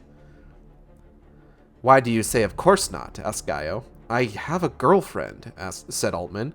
What does that prove? Asked Ramos. Look, said Altman, why don't you tell me what happened? The 2 officers exchanged glances again. Was there anything unusual about Hammond's behavior? Asked Gallo. How the hell should I know if there's anything unusual about his behavior? Said Altman. I only met him once. I don't have anything to compare his behavior to. No need to get upset, said Ramos. No need to get excited. Throat, said Gallo. He drew his finger across his own throat. What? Said Altman. You asked how he died, said Gallo. He had his throat cut. He had a knife with him, said Ramos. Do you know whose prints were on it?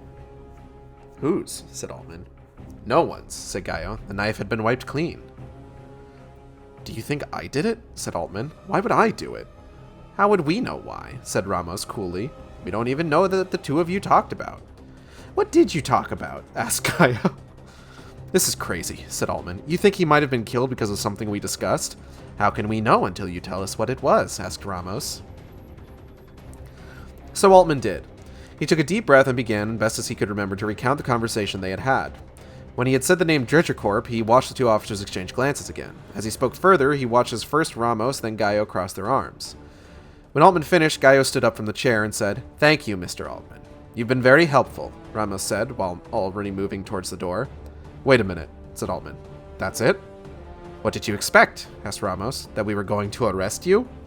We'll be back in touch if we need you, said Gallo, and then the 2 of them were gone. He called Ada to talk to her about it, but she didn't pick up. He still felt unsettled. His hands, he realized, were shaking. After a while, Field limped back in. "Everything all right?" he asked, eyebrows raised. "Somebody I know was killed," Altman said. "Ah," said Field. "That's terrible news." "Am I in danger myself?" Altman wondered. "Did you hear the news?" asked Field. "What news?" "Dredger Corp's announcement? I only just heard about it myself," said Field, "when I was outside chatting, waiting for them to get done working you over." "What was it about?" "You can get to it on the feed," said Field. "Tap in and take a look." He logged into the news feed. There it was, Dredger Corp news conference. He opened it up. William Tanner, the man's name was. Altman didn't think he'd ever seen him before. "There's been a lot of speculation about this strange vid clip," he said, and then showed a longer version of the clip that Bennett had showed Altman. "I wish I could say it was a hoax, but I'm afraid I can't. In any case, gentlemen, I'm here to try to provide some clarity." He went on to recount a story about an experimental submarine with a drilling mechanism, which had been commandeered and then sunk deep into the heart of Chicxulub. They were calling on the military to help them retrieve the submarine. His delivery alternated between confident and nervous. At the end, he claimed that Dredger Corp is committed to finding out what went on in that submarine and why, and making sure it never happens again. Then, ignoring the reporters trying to question him, he strode quickly off the stage. Altman finished watching and then watched again. Definitely blood, he thought about seeing the extended vid fragment. He had to admit that what William Tanner was saying sounded plausible. It answered most of the questions he'd had. The only loose ends left were why the pilot had commandeered the submarine and taken it. But maybe it was enough to simply declare that to be madness. In any case, it sounded good. Indeed, it almost sounded too good to be true. Or am I trying to make something out of nothing? He wondered. Maybe he should just forget about it. Let it go. One man was already dead, and he might end up dead too if he wasn't careful. Maybe Hammond had simply been killed in a mugging gone wrong and had nothing to do with the events in Chicxulub crater. He thought it over, then went back and watched the press conference again. On one side of the scale there were the claims the press conference had made. On the other was the pulse from the center of the crater. No matter how you looked at it, the pulse had started well before the incident with the submarine. The submarine hadn't started the pulse, but maybe whatever happened on board had been what strengthened the signal. It was all coincidence, or maybe it was a big mistake on his part, but he wasn't ready to give up.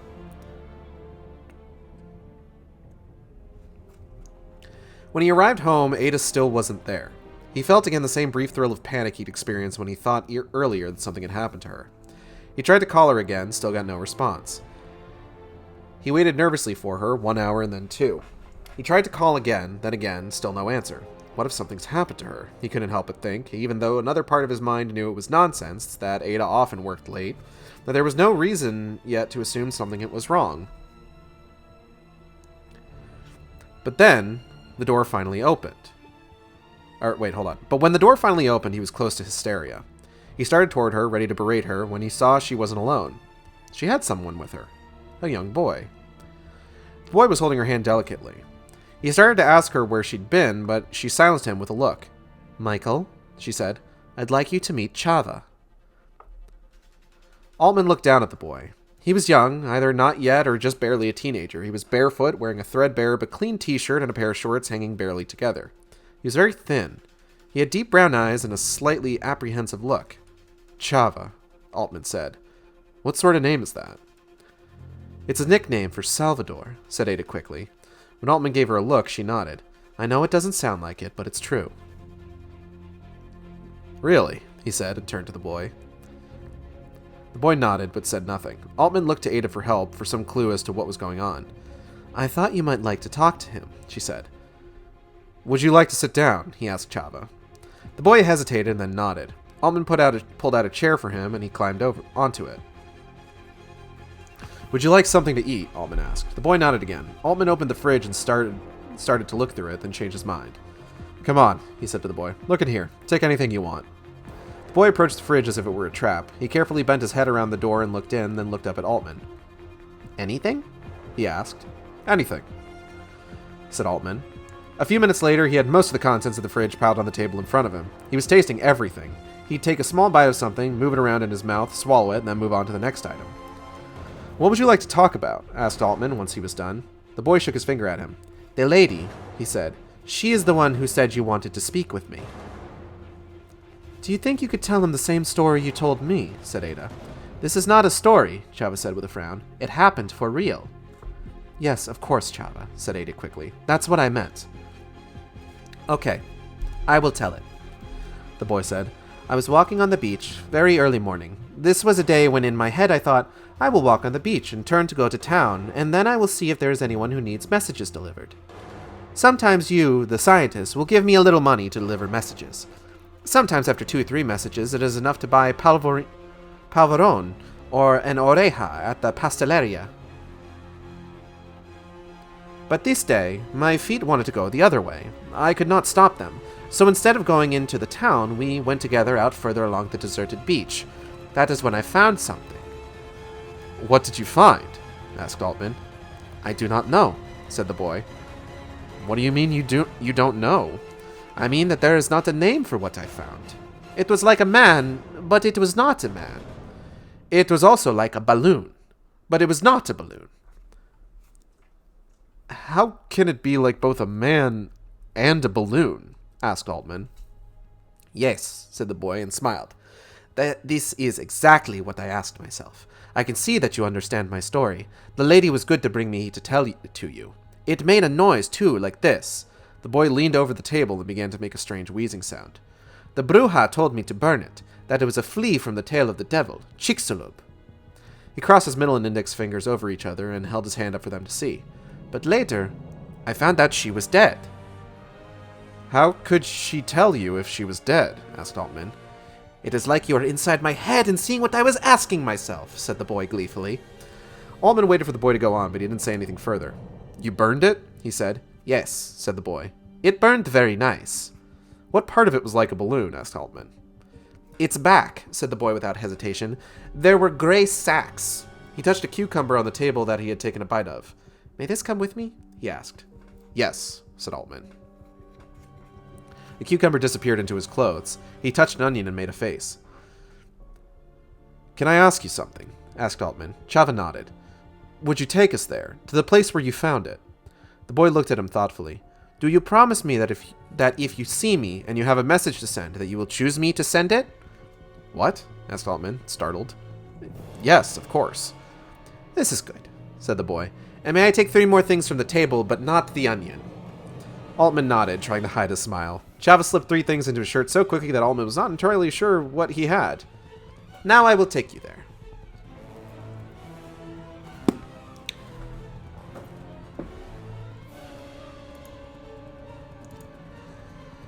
Alright, so we have a few things that happened in this chapter. This was a fairly eventful chapter, actually. Okay.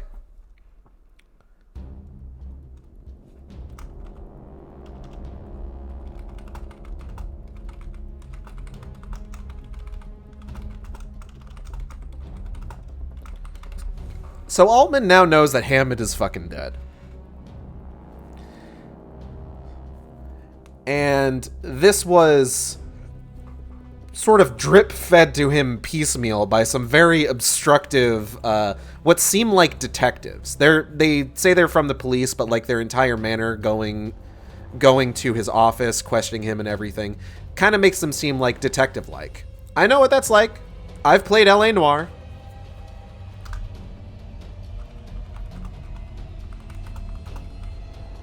And they're just entirely unpleasant for Altman to deal with. He's trying to ask them what's going on. They're being very, very sort of like blunt and obtuse and just awful to work with.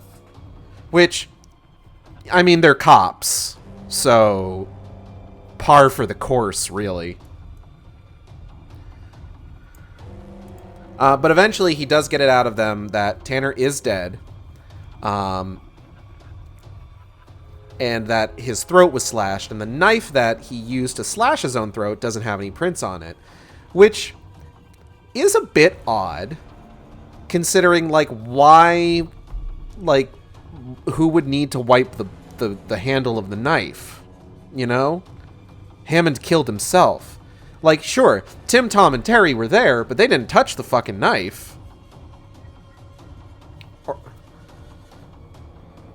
But perhaps maybe they wiped it just to kind of stir things up.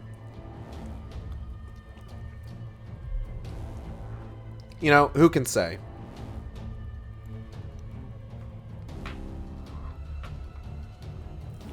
But this whole thing also does kind of put Altman a bit on edge because he thinks that something has happened to Ada.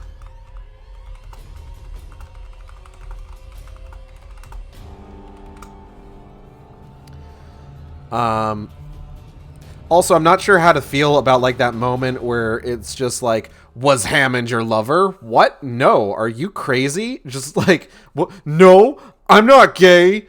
Shut up. I'm super straight. I have a super hot girlfriend. And it's just like, my guy, you really don't need to be like that. Come on. It's the fucking 23rd century. Fucking get over yourself.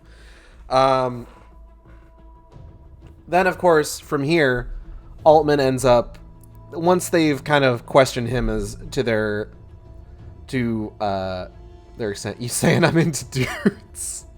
That's like his whole attitude during this fucking questioning. It's just like, my guy, chill, for fuck's sake.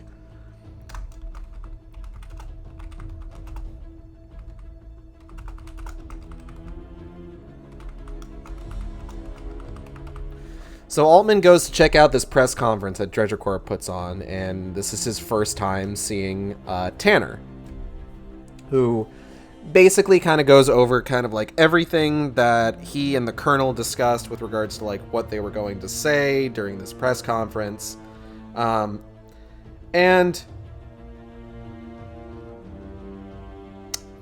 basically, I guess, like, does a pretty good job.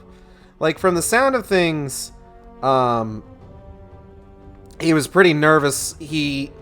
Anything that, like, he was kind of, like, coached on, it sounds like he did a really good job, but it sounds like when he needed to, like, fill in certain blanks, he kind of alternated into being nervous.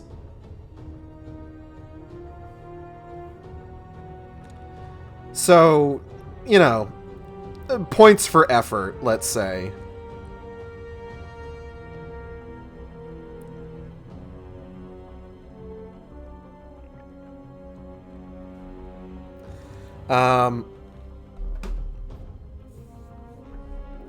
And by Altman's, like, kind of admission, most of it kind of sounds pretty plausible.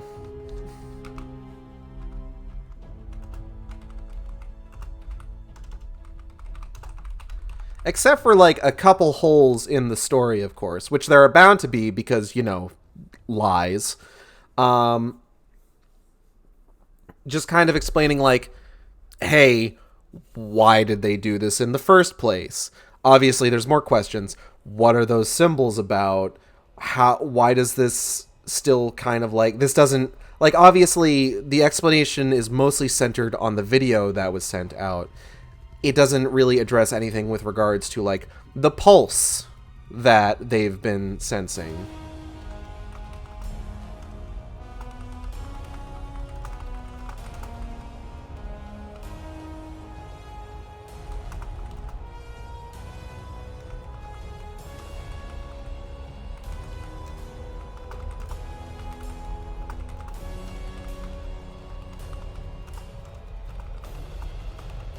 So there's still, like, a lot of unanswered questions, obviously. And then, who comes barreling back into the story but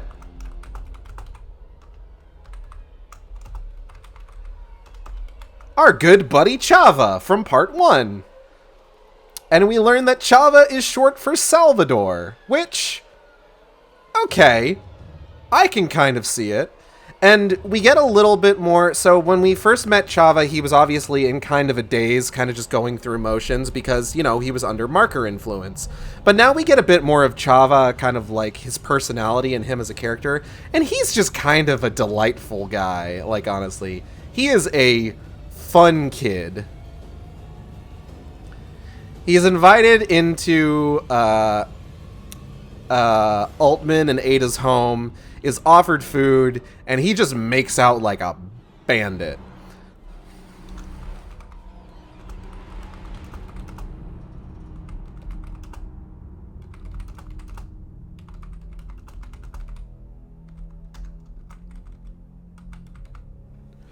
So Chava relays the story of the encounter with the Weezer on the beach, and going to the Bruja and finding out that the Bruja was dead, so on and so forth. And Altman's asking all the right questions. It's just like, hey, how can this thing be both a man and a balloon? How could she have told you all this if she was dead? And Chava's just like, yes, you fucking get it. I was confused too. These are the exact same things I asked myself. So, like, Altman and Chava are just hitting it off right away. And Chava manages to get some exclusive, like, business deals out of this, right? Where he's just like, hey, if I show you where I saw this weird fucking thing on the beach, do you promise that if you need a message sent to somebody, you will come to me and me alone? And Altman's just like, sure. And Chava's just like, yo, can I take some more food? Not the onion, though. You can keep the onion. I don't want the onion. I don't want the... Fuck the onion.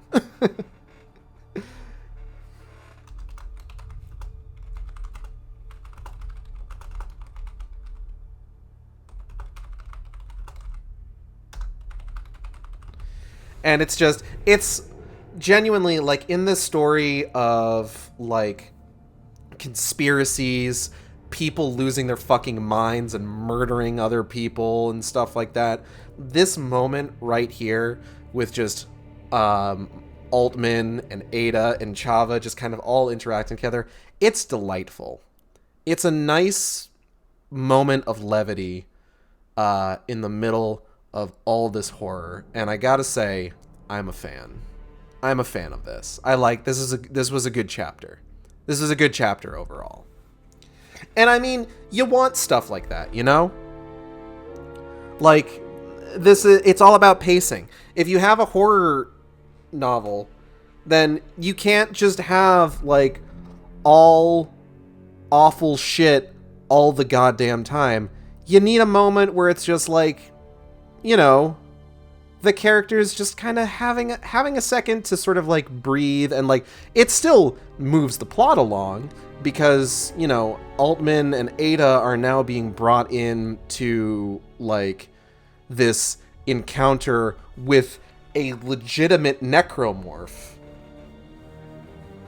But, like, it's also just this really nice moment of, like, showing them, like, interacting with Chava, and just, like, everyone's just really nice to each other. Everyone is just kind of enjoying each other's company. And this kid's having the time of his life. So overall, I would say this might be one of my favorite chapters so far.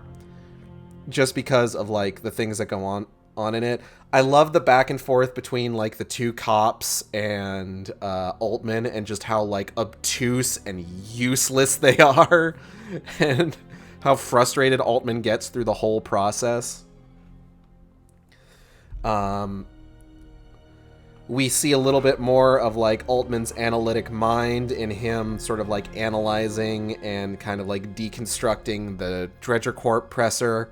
And then you get this really good moment at the end with him, his girlfriend, and Chava. And it's just, this is a good chapter. This was a good chapter, maybe the best chapter yet. Let's go see how Tanner's doing after the presser, shall we?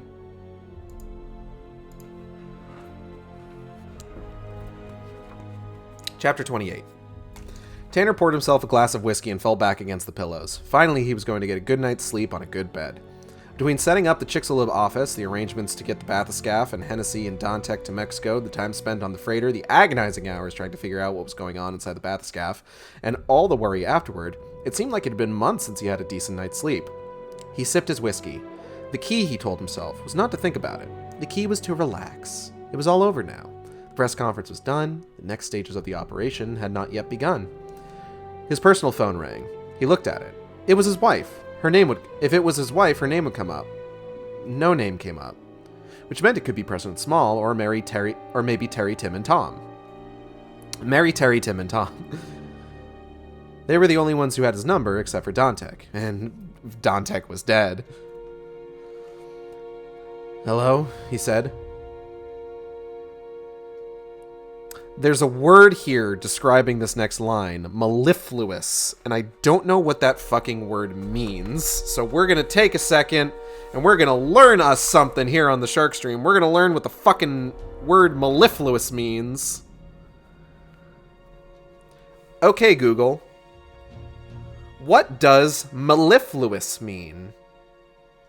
Here's the definition of mellifluous: of a voice or words, sweet or musical, pleasant to hear. Okay. William Tanner, said a mellifluous voice, I have a few questions for you about Dr. Hennessy's death. How did you get this number? Asked Tanner. This is a private number. The man ignored him. Was there really no sign of instability before the descent? Didn't Dredger Corp's safety protocols fail you in this case? Or should I say failed Hennessy and the late Mr. Dantek? Tanner clicked off. After a few seconds, the phone rang again. Hello, said Tanner. Please don't hang up, Mr. Tanner. There are important ethical issues at... He disconnected. He turned the telephone all the way off, left it sitting on his bedside table. If Smaller the Colonel wanted to get in touch, they'd have to contact him by vid. He took a big sip, felt the whiskey burn down his throat. He tried to relax, to empty his mind, to let himself go. He could relax now, he told himself. The phone was off, the door was locked.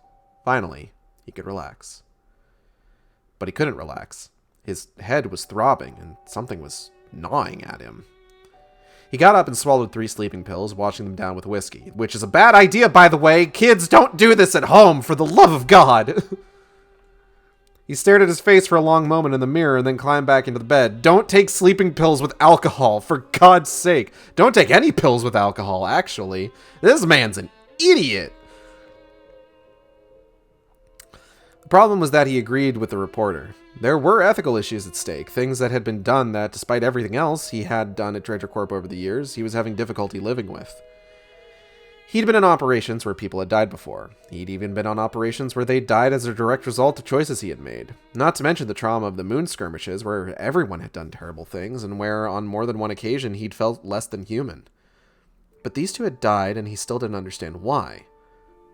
Was it because, instead of corpses that he could see and make sense of, all he had were brief, staticky images?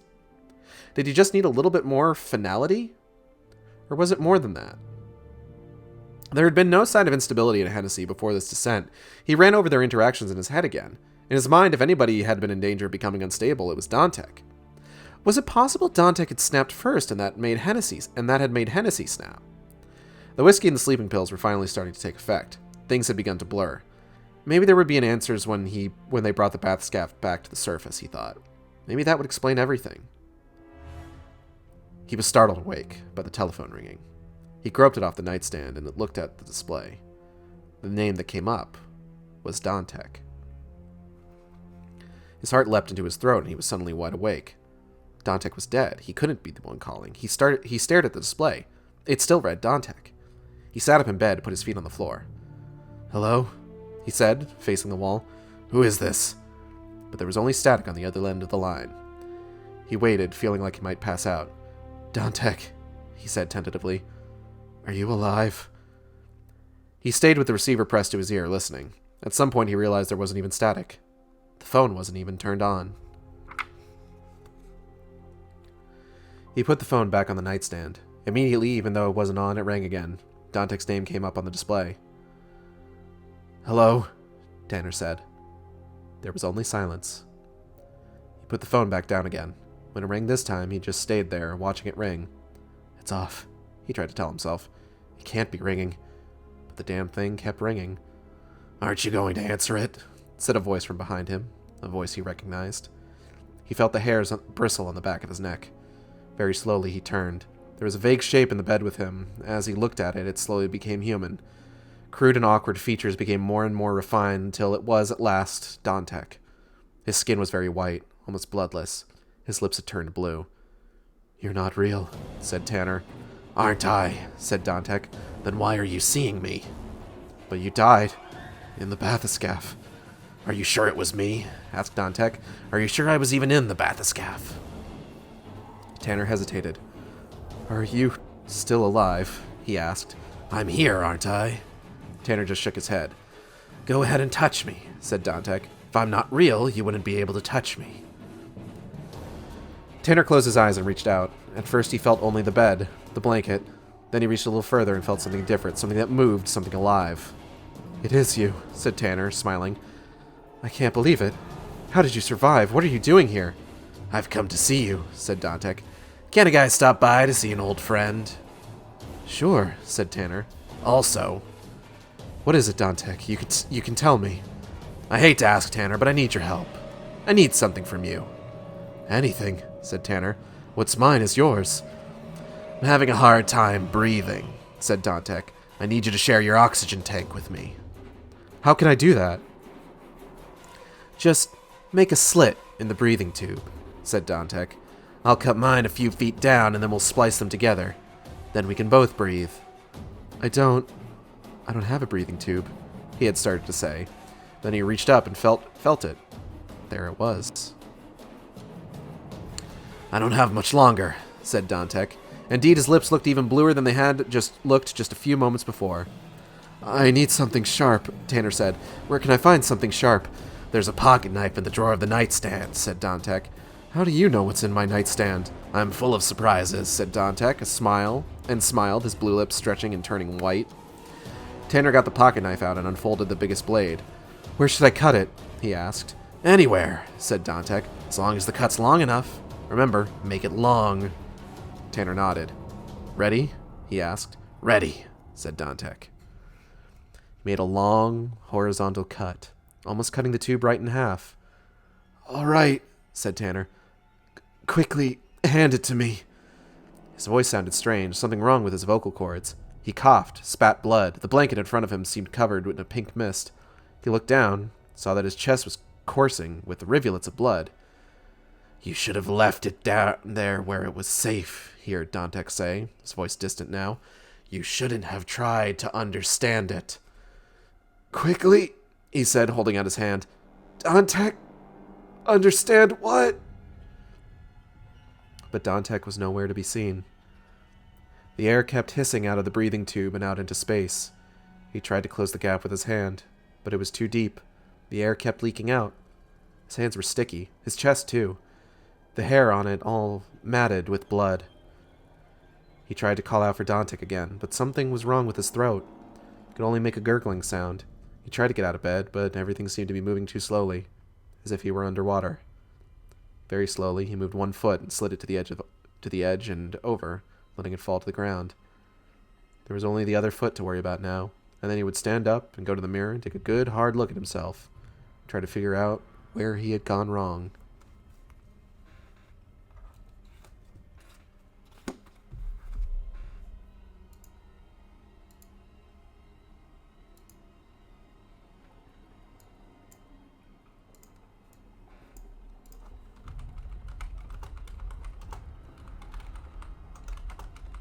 So Tanner's fucking dead. This poor guy. You know, you have, like, probably one of your roughest weeks on record, having to deal with all sorts of shit with regards to, like, headaches and trouble sleeping.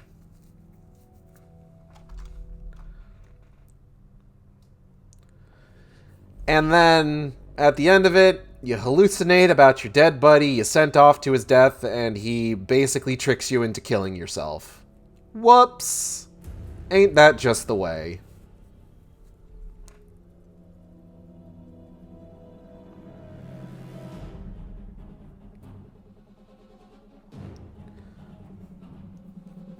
So, let's go ahead and take a look at this.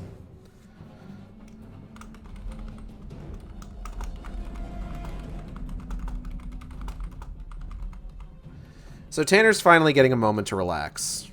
Just after, like, all of this shit is going on. That's been going on. Like, he's finally gonna get to sleep in a good bed. And just take his time. And just have a nice night for once.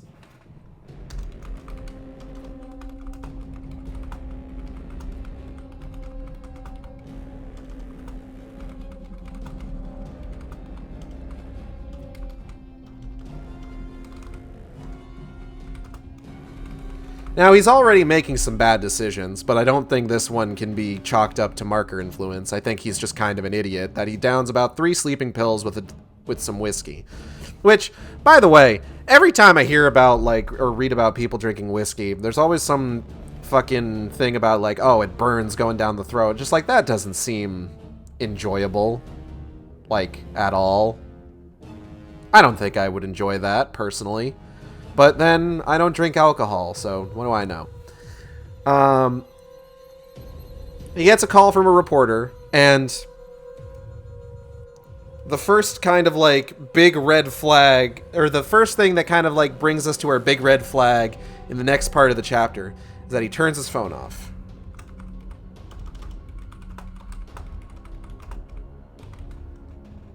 And then, of course, his phone starts ringing.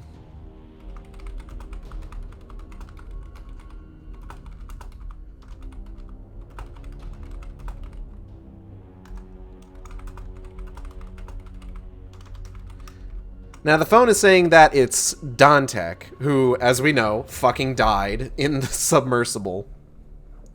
And Tanner knows it. But when he actually answers the phone, there's no answer. It's just static. Now, the third time that the phone rings, because, of course, third time's a charm, he just decides not to fucking answer it. But then, surprise, Dantek's in bed with him. And Dantek's just like, yo, man, aren't you going to answer that?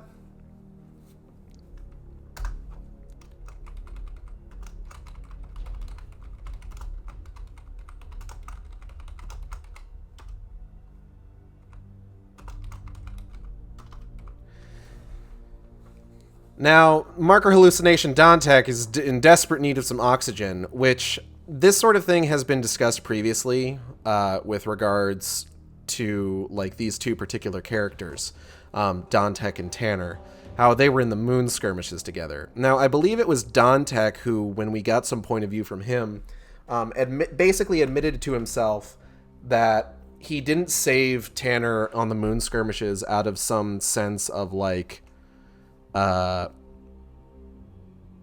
altruism or anything like that, and it was purely for his own survival, because he was ready to just take Tanner's oxygen and leave him to die. So this version of Dantek shows up and he's just like, hey man, I'm low on oxygen. You got to share your oxygen with me. You should cut open your oxygen line and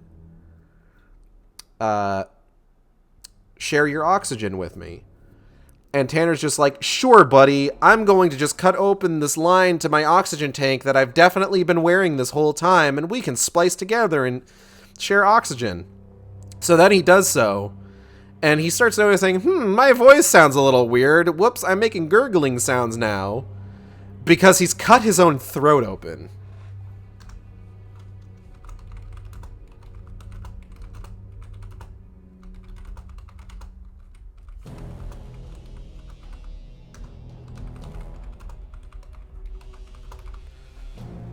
Now, of course, he doesn't realize that he's cut his own ding-dang throat open because, like, he's fucking hallucinating his old army buddy in the room with him. And to his credit, the guy manages to get a pretty decent ways off his bed while he is simultaneously drowning in his own blood. So, I mean, you know, like I said, credit where credit's due. But then Dantek says that you shouldn't have tried to understand it.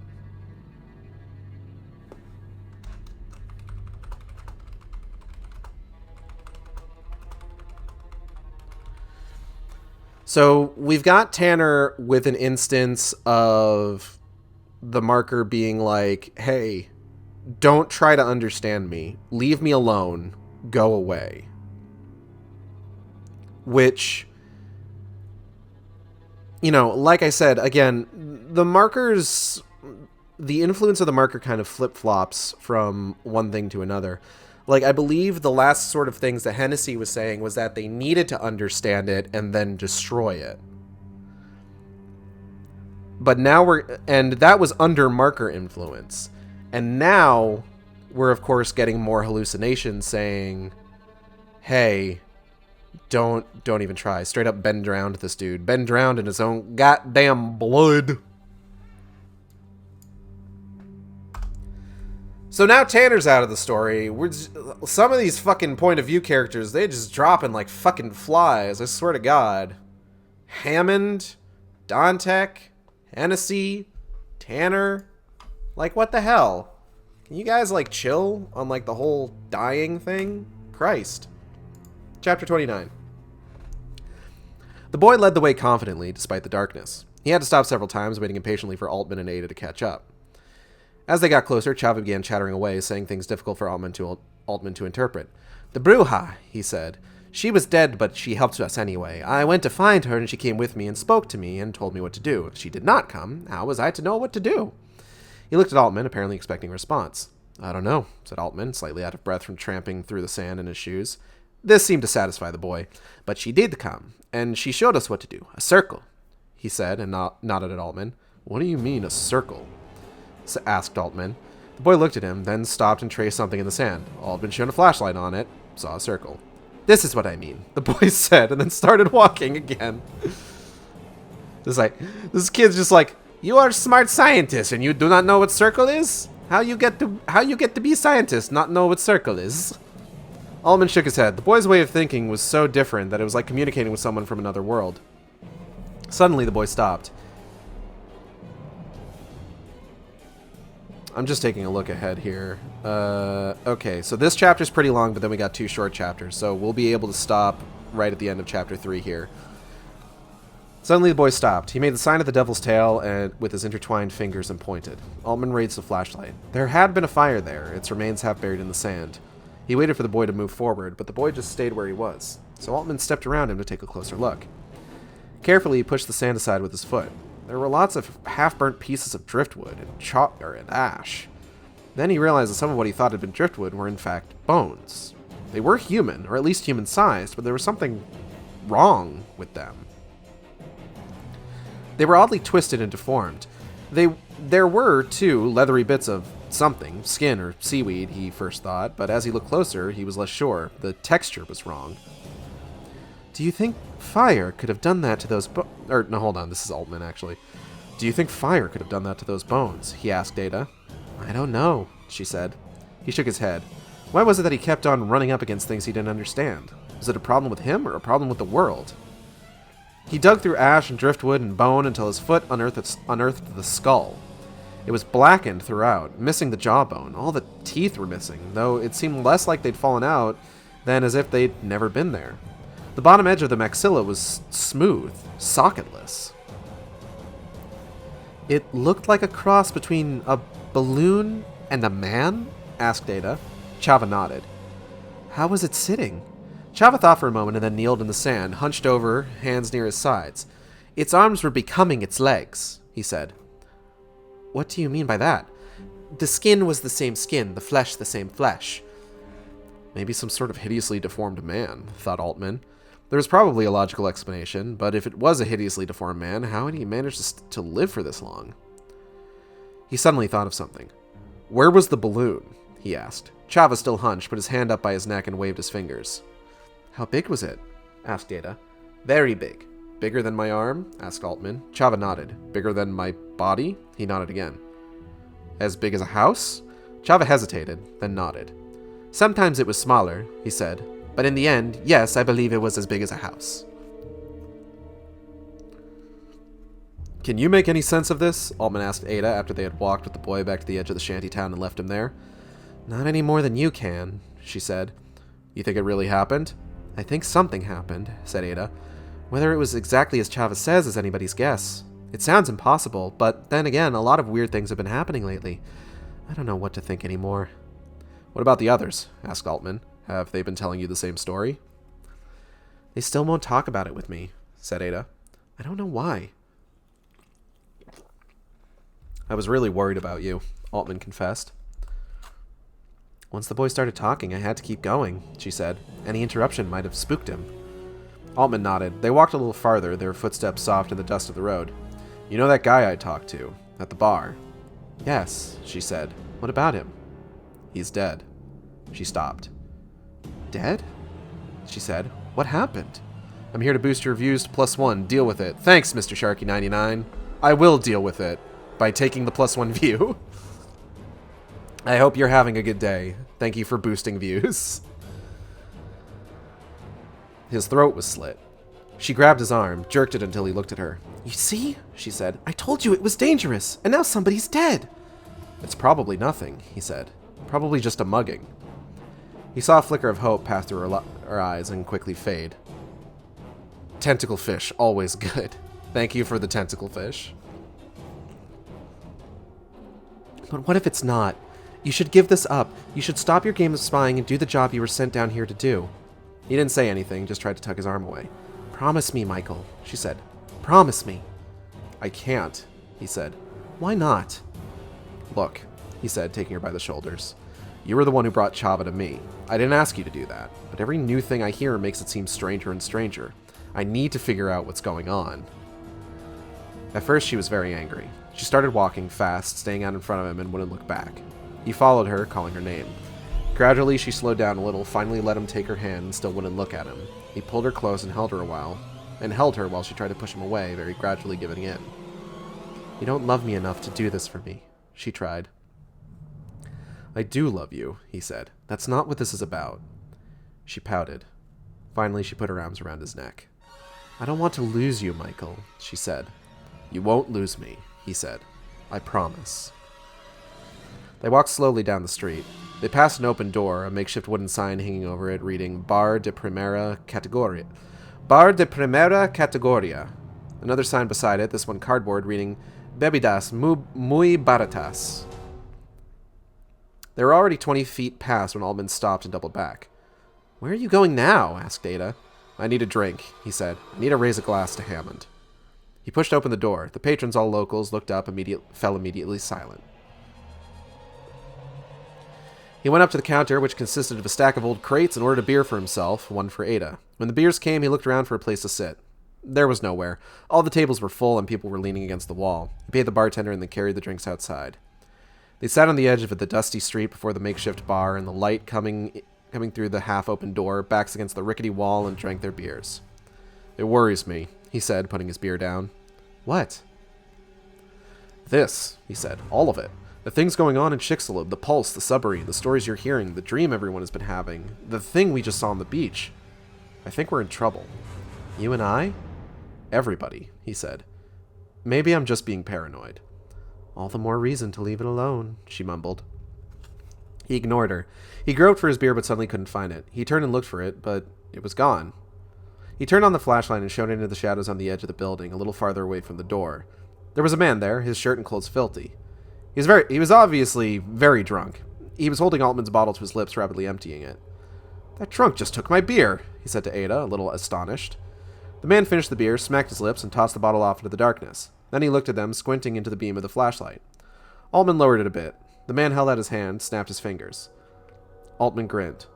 I think he wants your beer, too, he said.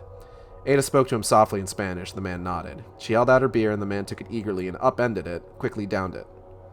He tossed the bottle away, then leaned back against the wall. Hello, said Altman. The man carefully smoothed his filthy shirt. Mucho gusto, he said. His accent and cadence were surprisingly formal. He redirected his gaze toward Ada, inclined his head slightly. Encantado, he said. We've met before, said Ada. You've told me your stories, don't you remember? The man looked at her with his watery eyes, but did not answer. After a long moment, he leaned his head back against the wall and closed his eyes. He stayed like that for long enough that Altman wondered if he hadn't fallen asleep. Suddenly, he asked in Spanish, What are your names? Michael Altman, said Altman. This is my girlfriend, Ada Cortez. What is your name? The man ignored the question. Thank you for the drinks, he said, his Spanish excessively polite. He turned to Ada. Ada. Cortez. A good, vigorous Spanish name, but not one my people care for reasons that you must know. We have a very long memory. You must not hold it against us. Ada nodded. Ada, from Hebrew, meaning adornment. It is a lovely name for a woman as beautiful as you. Centuries ago, it was the name of the daughter of a notorious and handsome club-footed poet.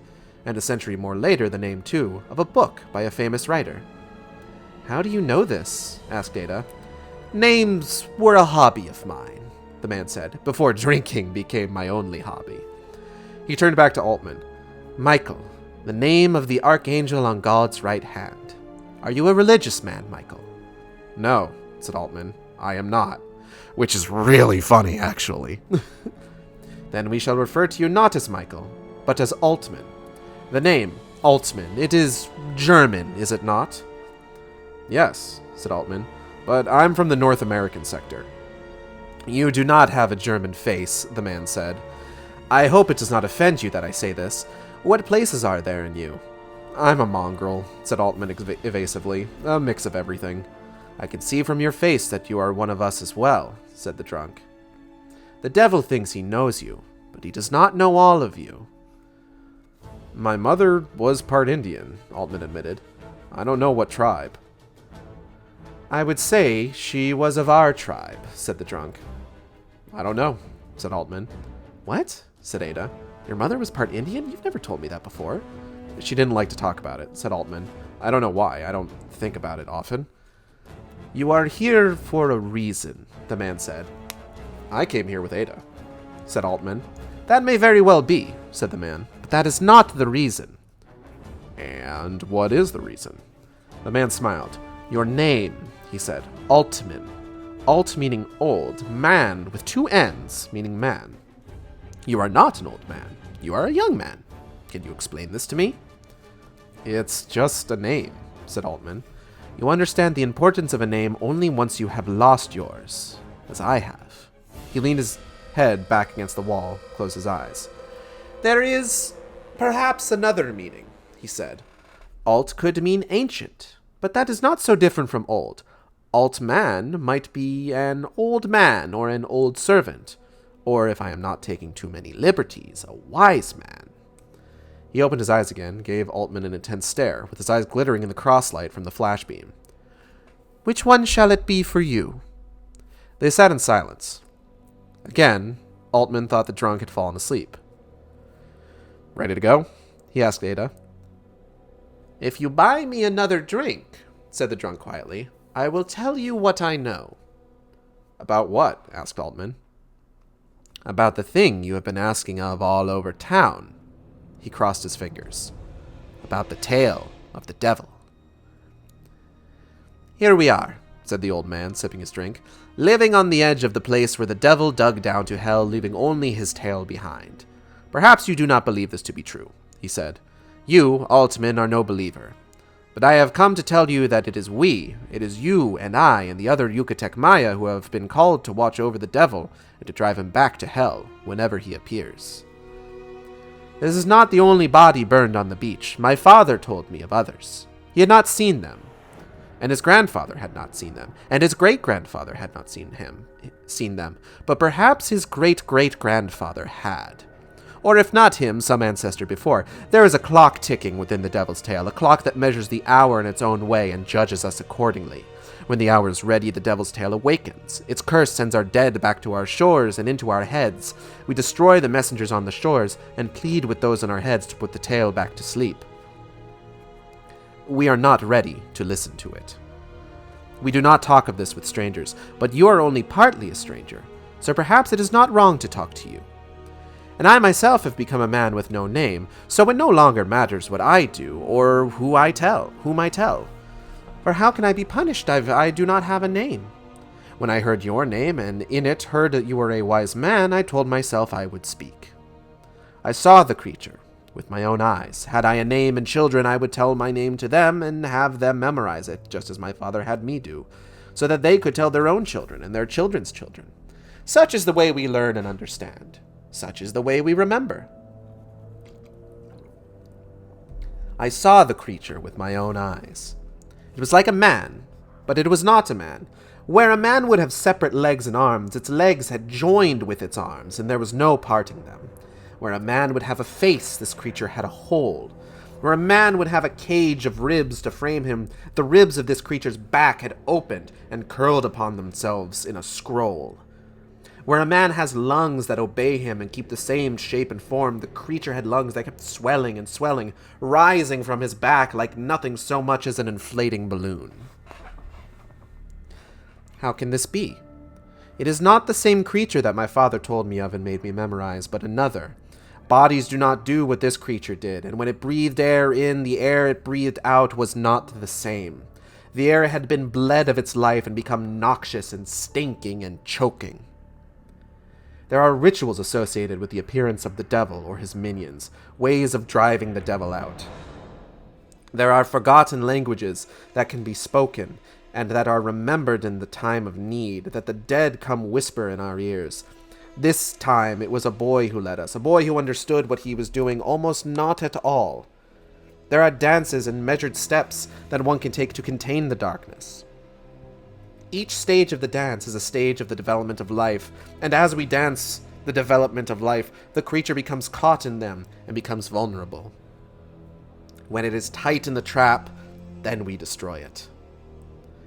But there is one thing that I saw about this creature that I would not put in the stories, that I would not tell to my children, did I have them, and for this reason I could not bring myself to dance with the others. One thing I saw that I cannot make fit with the stories I have heard, and which I can only drive away by telling it to you. There, on what would be its arm, were it human, was a tattoo. It was a tattoo I had seen before, in a bar a few weeks before, on the arm of a sailor sitting at the bar beside me. In his cups, he showed me his tattoo, the image of a woman riding on a wave, the sun cupped in her hand, the workmanship very fine. The next day, he was gone, shipped out, and then his tattoo reappeared on the creature that we burned on the beach. Now tell me this, Altman. Tell me this, wise man, if that is what you are and not an old servant instead. Was the tattoo there because the creature, through a power known only to itself, had stolen it? Or was the tattoo there because the creature had not always been a creature? Was the tattoo there because the creature had once been a man? On the way home, his arm wrapped protectively around Ada's shoulders, both of them silent. He felt like there was too much moving around in his head, too much to consider. He tried to tell himself that he didn't believe the old man's story, that it was simply a fantasy, that he had seen the remains, he simultaneously couldn't believe and couldn't not believe, which made him feel like he was carrying a whole heavy, indecipherable world in his head. He needed to do something, to forget about this entirely, or do something. Back at the house, he got ready for bed and was waiting for Ada to come out of the bathroom. He switched on the news feed and set it for voice. Nothing interesting. Trade negotiations between the Scandinavian sector and the Russian sector. Dam announcing it had developed and patented new genetically modified wheat that was even better than the previous genetically modified wheat, and that it would soon be available for purchase. Problems with drug smugglers and 100 miles down the coast. A brief vid of a drifting empty boat, its deck slick with blood. The death of William Tanner, manager for Dredger Corp Chicxulub, formerly known as Ecodyne. Go back, he said. The hollow flipped back to the drug dealer story, opened it up. No, he said, one later. William Tanner, manager for Dredger Corp Chicxulub, formerly known as Ecodyne, was found dead this morning, an apparent suicide. According to local police, his body was discovered at 9:30 this morning with its throat slit after Tanner failed to report to work at the Dredger Corp facility. A knife was found in his right hand. The police have not yet stated whether this knife was the instrument he used to kill himself, though it is unusual for someone to commit suicide by slitting their own throat. It is not unheard of. Said Sergeant Ramos, though there is every indication that Mr. Tanner committed suicide, we cannot yet rule out the possibility of homicide. There has been a marked rise in suicide in the Chicxulub and environs over the last several weeks, including... Off, he said. The feed stopped. He sat heavily on the bed, one more thing to hold suspended in his head. Could be murder, could be suicide. He couldn't tell Ada about it, not so soon after their fight, not so soon after Hammond's death. It would just make her try to stop him. It's not that I'm lying to her, he told himself. I'm just trying to protect her. Ada climbed in beside him and he kissed her, feeling guilty the whole time. Then he turned off the light and braced himself for the nightmares to begin.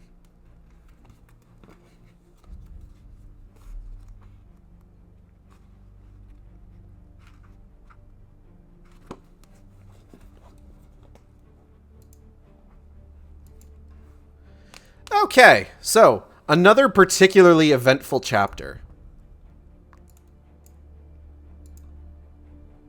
Let's, there we go. All right.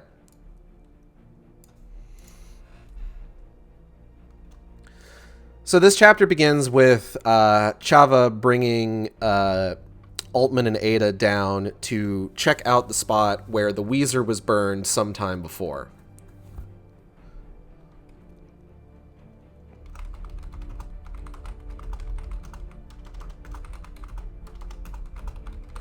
Now, Chava is trying to describe sort of like this ritual that they performed as guided by the dead person who wasn't dead, evidently.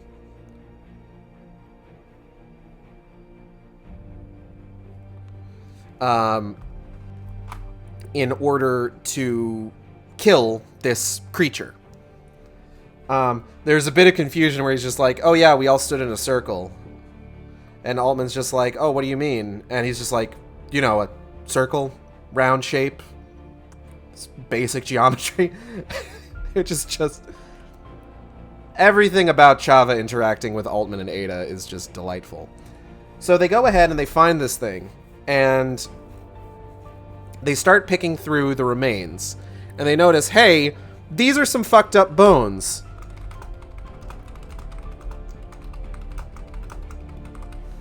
Like, we're talking about, like, leg bones and arm bones twisted into weird shapes. The skull doesn't have, like, a lower jawbone, and the upper jawbone is completely smooth on the underside. No holes for teeth or anything. So, all in all, pretty fucking weird.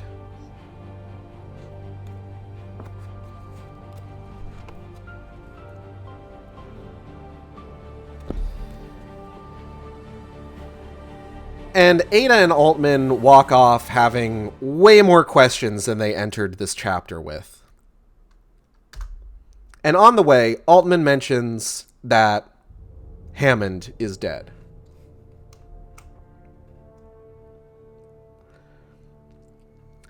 And that it's unclear exactly what happened to him. He thinks that it's probably just a mugging gone wrong, but Ada, on the other hand...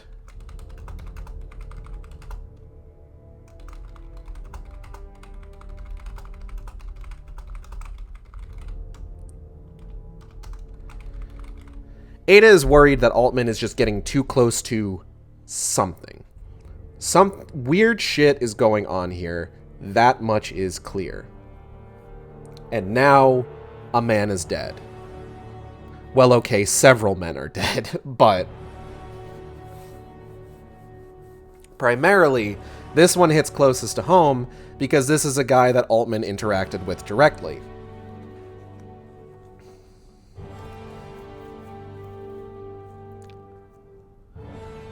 So Altman, on just a complete whim, decides, you know what I need? I need some fucking alcohol in me. So he and Ada slip into a bar to grab a drink.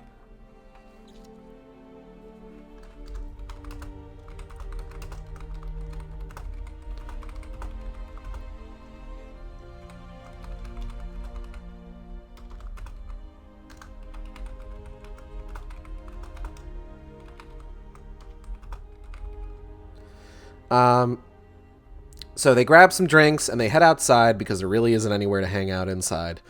And, fucking Altman's beer gets swiped by the drunkard. The drunkard from the early chapters, when Chava and the others were,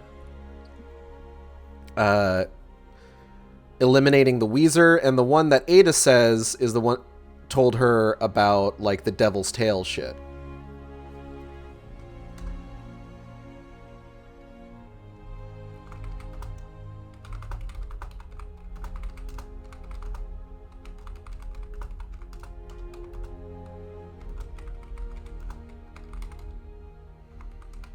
This joke isn't funny. Hold on.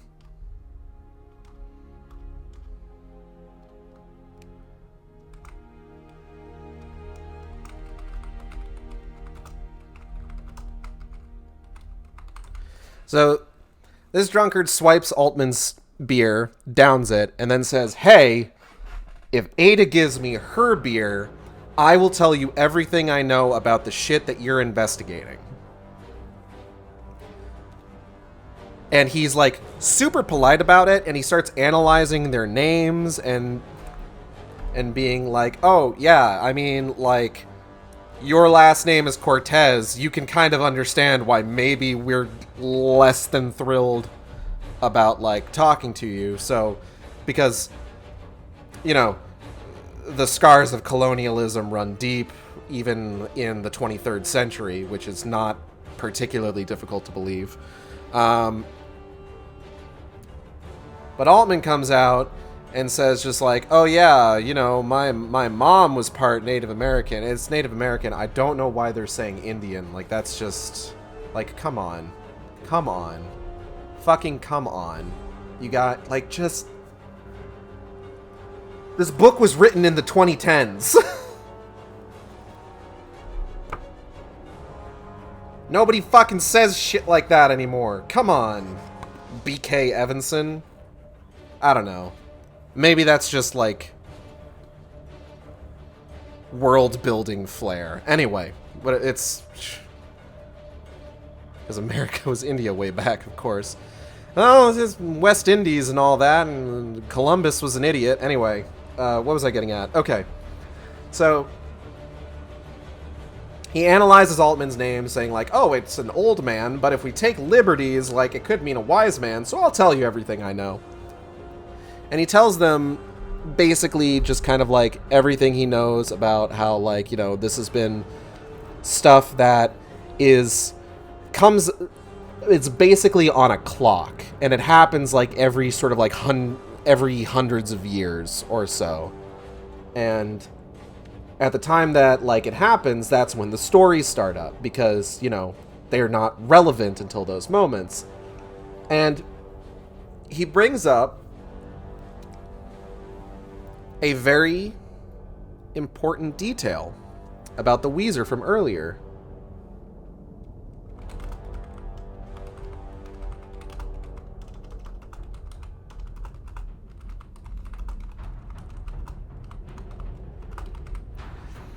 The necromorph had a tattoo. And not just any tattoo, but a tattoo that same drunkard had seen days before, attached to a sailor in a bar or a cantina, one or the other. It's unclear. Was it a bar? Was it a cantina? We may never know. But he saw this tattoo on a sailor. So it's just like, huh. How could this monster on the beach have that tattoo unless he stole the tattoo from the sailor?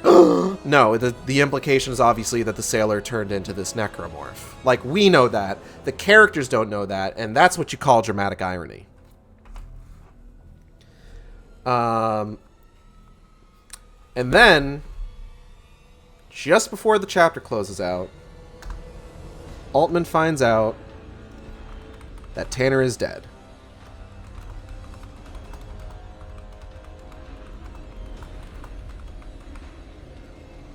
And we found out that he cut his own throat, as we kind of expected, based on the description in his most recent chapter.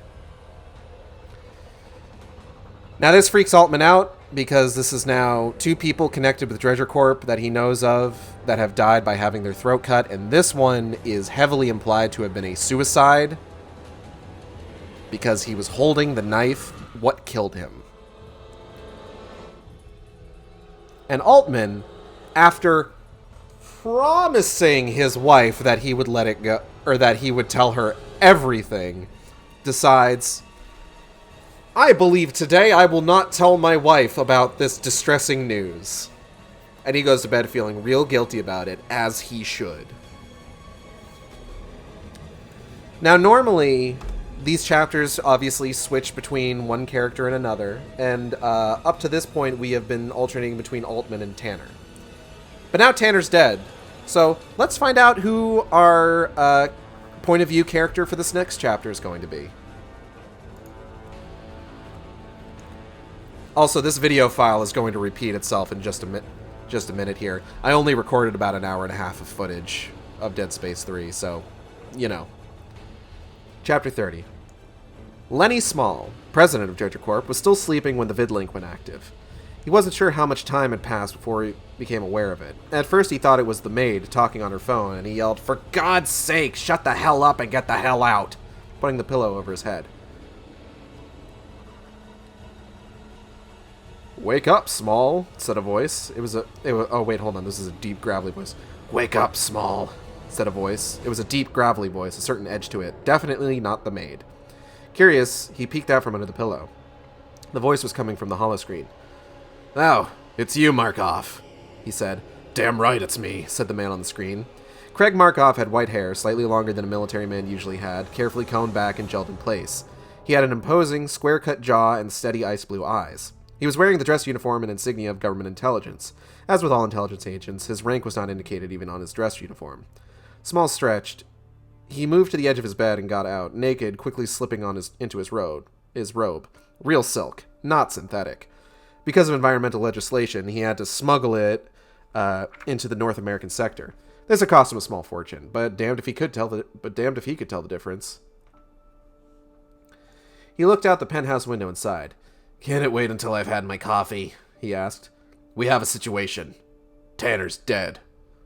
Instantly, Small was focused, his gaze alert, mind sparking. How'd he die? Killed himself. Why? I don't know, said Markov. Guilt, perhaps. Not possible, said Small. I've known the bastard for 20 years. He's handled much worse than this Chicxulub thing without batting an eye. You sure he wasn't killed? I'm certain, said Markov. I had a camera installed in his room. I think this actually is the Colonel, so I should probably give him the Colonel's voice. I'm certain, said Markov. I had a camera installed in his room. He's just chatting away to himself, and then he cuts his own throat. You can watch the vid of his death if you'd like. Small winced. No thanks, he said. Markov shrugged. Suit yourself. I have a script for you, said Markov.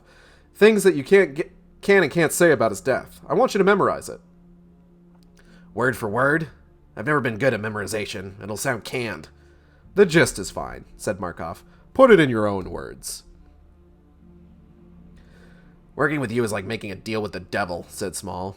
No question as to who's in charge. He waited, but Markov didn't say anything. All right, Small said. Send it over. Markov spun the script through the holoscreen. Small left it unopened. He'd deal with it later after his coffee. Anything else? Asked Small, or can I have my coffee now? One other thing, said Markov. The signal pulse has stopped. It stopped? What does that mean? What do we do? The gravity anomaly is still there. The object is still in place. It's just no longer signaling. Do you think that it's broken? Maybe those two bastards damaged it when they went down there. I don't think so, said Markov. If that were the case, it would have stopped a few days ago instead of now. No, I don't think that's it. Something else happened. Or it's made a decision to stop on its own. You talk about it as if it were sentient, said Small. It may be, said Markov. I'm sure it'll surprise us in more ways than one. You really think that you can control it? I've never met anything I can't control, said Markov, present company included. I don't see any reason to think this will be an exception. So, signal pulse or no, proceed as planned? Proceed as planned, said Markov. I'm having the station towed into position now. It's a slow process, but it'll get there. We can start on salvage operations for the submarine and take steps to prepare for the object for extraction in the meantime. You still split the profits right down the middle? Right down the middle, said Markov. But profits are hardly the point. 6 months from now, we may well be the two most powerful men in the world. He gave Small a cold smile. Think about that while you're drinking your coffee.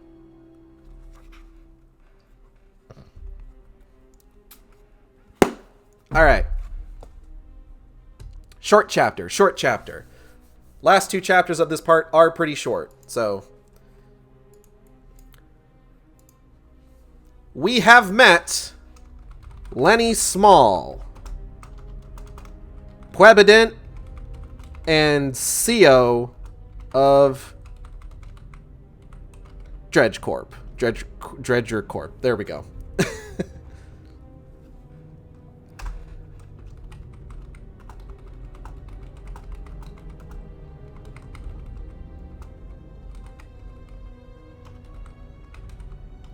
He seems like kind of an asshole, which is admittedly pretty unsurprising. He is a CEO after all. Like, what's that? Environmental regulations? Environmental regulations, environmental regulations. I want a real silk robe.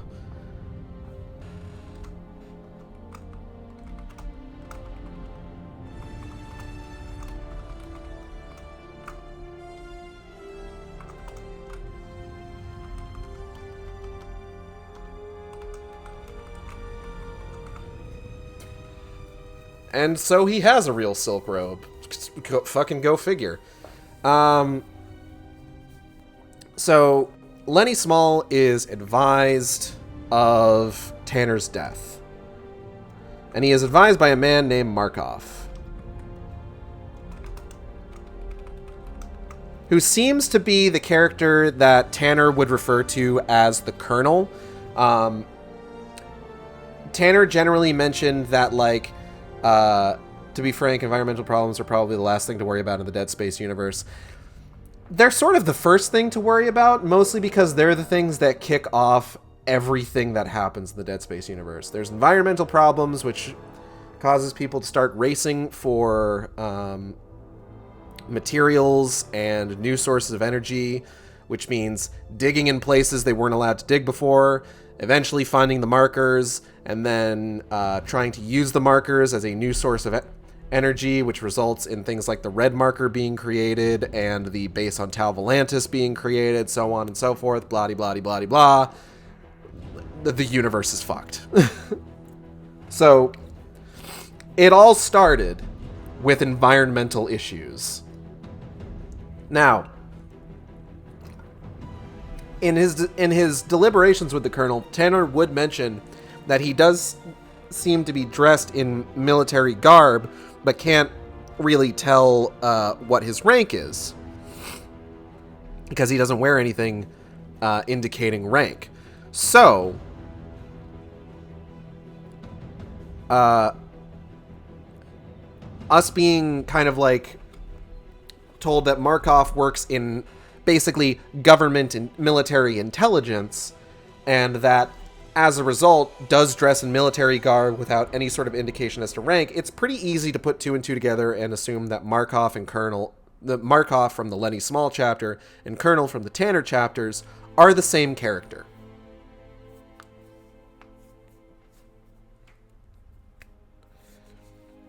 Now, they're both pretty dismissive of Tanner's death. Like, they don't really give a shit that he's dead, necessarily. Like, Lenny thinks it's weird.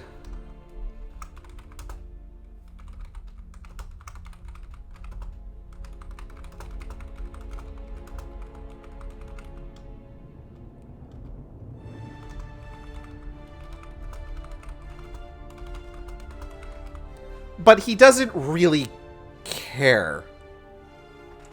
Like, this is more just like, well, fuck, this is inconvenient. Because they immediately start talking about, like, their plans with regards to going back into the Chicxulub crater to retrieve the bathyscaphe.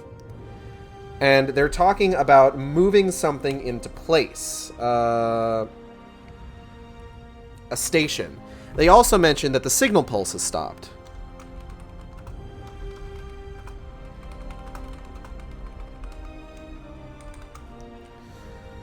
Now, obviously the object is still there because the gravity fluctuations are still present, but it doesn't seem to be broadcasting the marker signal anymore. Now, what this means for everyone else is unclear.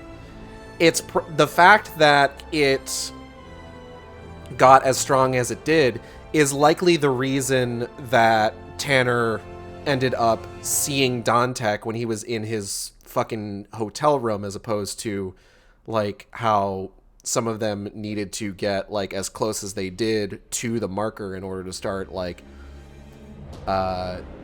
hallucinating.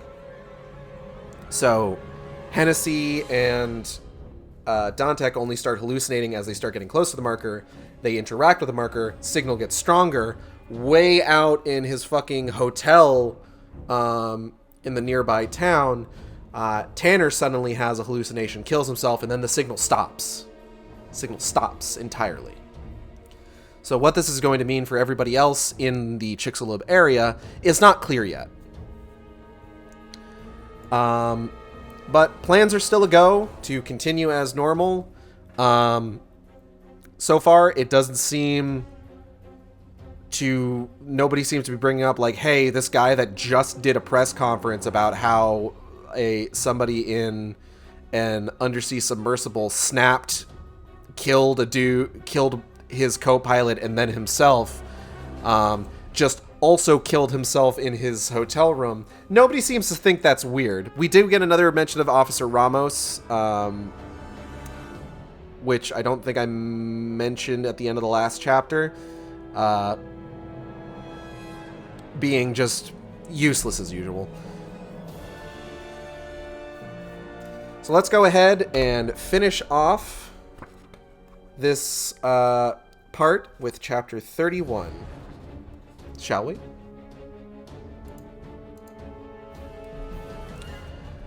They ordered their beers at the counter and took them to a table. In the back, all four of them. Showalter, Ramirez, Scud, and Altman. It was isolated enough that there was little danger of being overheard, and from where they were sitting, Showalter and Ramirez could keep an eye on the front door. Scud and Altman on the back door. So it's gone, said Altman. The signal pulse has stopped. Scud made a face. I would not say it has stopped, he said. I would only say that perhaps it has stopped. Perhaps it has only become so attenuated as to be undetectable to our instruments. It's as good as stopped, said Ramirez. It has the same effect. But it's not the same thing, said Scud. All right, Scud, said Altman. Point taken. The first question is, what does it mean that we can no longer detect the signal? Nobody said anything. The anomaly is still there, said Altman. At least last I checked. Yes, said Showalter. It's still there. Surely there's currently no signal, but it could simply be part of a larger pattern yet to be determined, said Scud. Well said, Scud, said Altman. So the signal has stopped. We don't know if this is permanent or temporary. We also don't know why. We may never know why, said Ramirez. Showalter and Scud began to argue with him in muted whispers. Altman waved his hands to silence them. The real question is, do we move forward now that the signal has died? The other three stared at him. What do you mean by move forward? Showalter asked. Until now, we've been investigating quietly, covering our tracks. Now Dredger Corp has made a public arrangement to dig down to the center of the crater, ostensibly to rescue their submarine. No doubt, while they're there, they'll investigate whatever it is that lies at the heart of the crater. Scud made a non-committal grunt. Dredger Corp has come out in the open, or rather, they pretended to come out on the open. Is it time for us to do the same? What? Said Ramirez. What do you mean? You want us to knock on Dredger Corp's door and say, "Excuse me, we've been observing you and we don't think you're being entirely honest"? Sounds to me like a good way to get killed. I don't mean that, said Altman. I mean we go public. The four of us, together, write up a rigorous and well-researched proposal to the North American Sector Science Foundation to investigate the crater. We cite the gravity anomaly and the pulse signal, perhaps even say something about the broadcast from the submarine. We call for a public, government-sponsored excavation of the center of the Chicxulub crater. They sat together, silent for a moment, nursing their beers, except for Scud, who had almost immediately finished his. What if they say no? Asked Showalter. Then we start approaching other granting organizations. We submit the proposal to as many places as possible, at once trying to get funding and trying to make sure that as many people as possible know about the pulse signal and the anomaly. Someone is sure to begin questioning Dredger Corp's motives. At the very least, they'll have to operate on a shorter leash. It could be like stirring up a nest of hornets, said Ramirez. Maybe, said Altman. We won't know until we start stirring. Maybe nothing will happen. Maybe, God forbid, we'll put ourselves in jeopardy. But maybe we'll find ourselves in a position to figure out what's at the bottom of that damned crater. He took a sip of his beer. Who's with me? The other three looked at one another. Scud was the first to raise his hand. I am with you, he said. Ramirez followed. Showalter hesitated for a very long time and then finally nodded his head. Very good, gentlemen, said Altman. Let's get to work.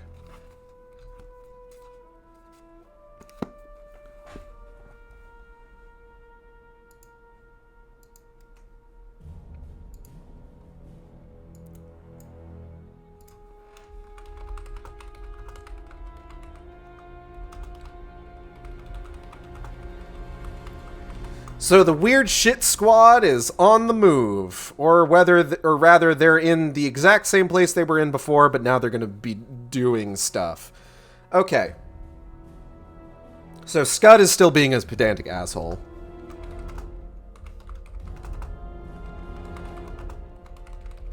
Like, oh, I wouldn't say it stopped. Perhaps it stopped. Perhaps. Like, shut the fuck up. Effectively, it's the same thing. And, like, just being fucking pedantic about it and arguing semantics is not going to get anybody anywhere. It's just going to make you look like an asshole. Shut the fuck up, Scud. But basically, like, everyone is just like, okay, like, what do we do now? And Altman is the one who's just like, hey, Dredger Corp went public. Let's go public ourselves.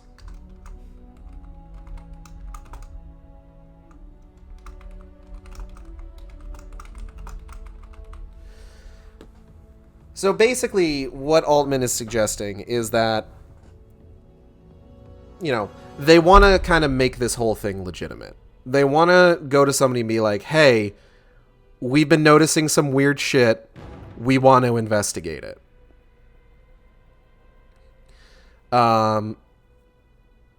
And this is essentially twofold. If they're accepted, then okay, we got funding, we got an operation, and we have, like, legitimate government backing. Or backing of some kind. Maybe not necessarily government, maybe, like, some other interested party. They have monetary, legitimate backing, basically. On the other end of it, if they strike out initially with the North American sector, then, hey, we'll just keep asking people. And at the very least, we get as many eyes on this as possible so that, like, Dredger Corp, who is very clearly trying to cover some shit up, can't cover this up. And we're talking about, like, using everything in our disposal, all the readings that they've taken, seismographs, pulse readings, gravity fluctuations, all that shit. Just using all of it and going and being like, hey, there's some weird shit here. We should probably take a look at this. Maybe leave out the part about, like, the monsters on the beach and the devil's tail. Just saying. might not get you what you're looking for.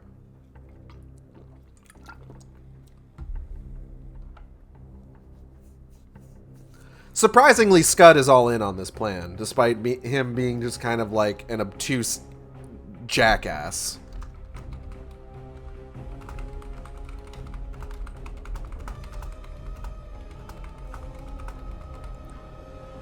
And then after that is Ramirez.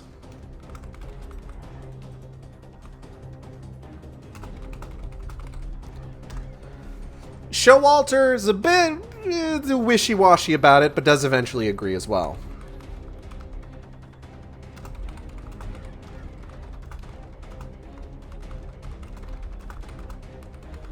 So we've got a team, we've got a plan, and it's time to make some fucking noise. And we'll see the result of that next week on the Sharkstream. As that is the end of part 3, and next week we will move on to part 4, The Descent. Which, that's not foreboding or anything. I want to thank everybody for coming by the stream. I hope you all had a good time. I know I did. If you enjoyed the stream, you can subscribe here on Twitch. We have special emotes for subscribers. You can also follow me on Twitter at @sane_intolerant or on YouTube at youtube.com/saneintolerant, where I post all the streams after they happen. Upcoming streams. Wednesday, more Skyward Sword. Thursday, more Ghost of Sparta. Friday, more Lords of Shadow, Mirror of Fate with Team Catpull. And then next Saturday, we're going to be continuing Dead Space Martyr. We're moving at a pretty decent clip here, at about, like, 1 part per stream. And with this book having a total of 7 parts, I would say we are, at this point, more or less just kind of a little less than halfway through. Part 4, 5, 6, and 7. Yep. So, you know, just a few more weeks of Dead Space Martyr, and then I need to figure out what the fuck else I'm going to do on Saturdays. But I hope you'll tune in for those future streams. I still really like doing book club streams. I think it's a lot of fun. I think my current setup with the VTuber and the chalkboard and everything is a really fun way to do this. So, I hope to see you again. Art, VTuber model, of course, done by Team Catple, who you can find at Team Catple, TEAMCATPLE, Twitter, Twitch, YouTube. Email's kind of up in the air, but, like, you know, you know how that goes. The chalkboard was done by my lovely wife, Natalie, who you can find on Twitter at GhostyNaps. That's GHOSTIENAPS. She's very funny. Definitely one of the funniest people I know. Probably the funniest person I know, if I'm being entirely honest. She's just a delight. What else? I think that pretty much covers everything. I'm gonna go ahead and get out of here, and I'll see you next time on the Sharkstream. Same shark time, same shark channel. Take care, everybody. Peace.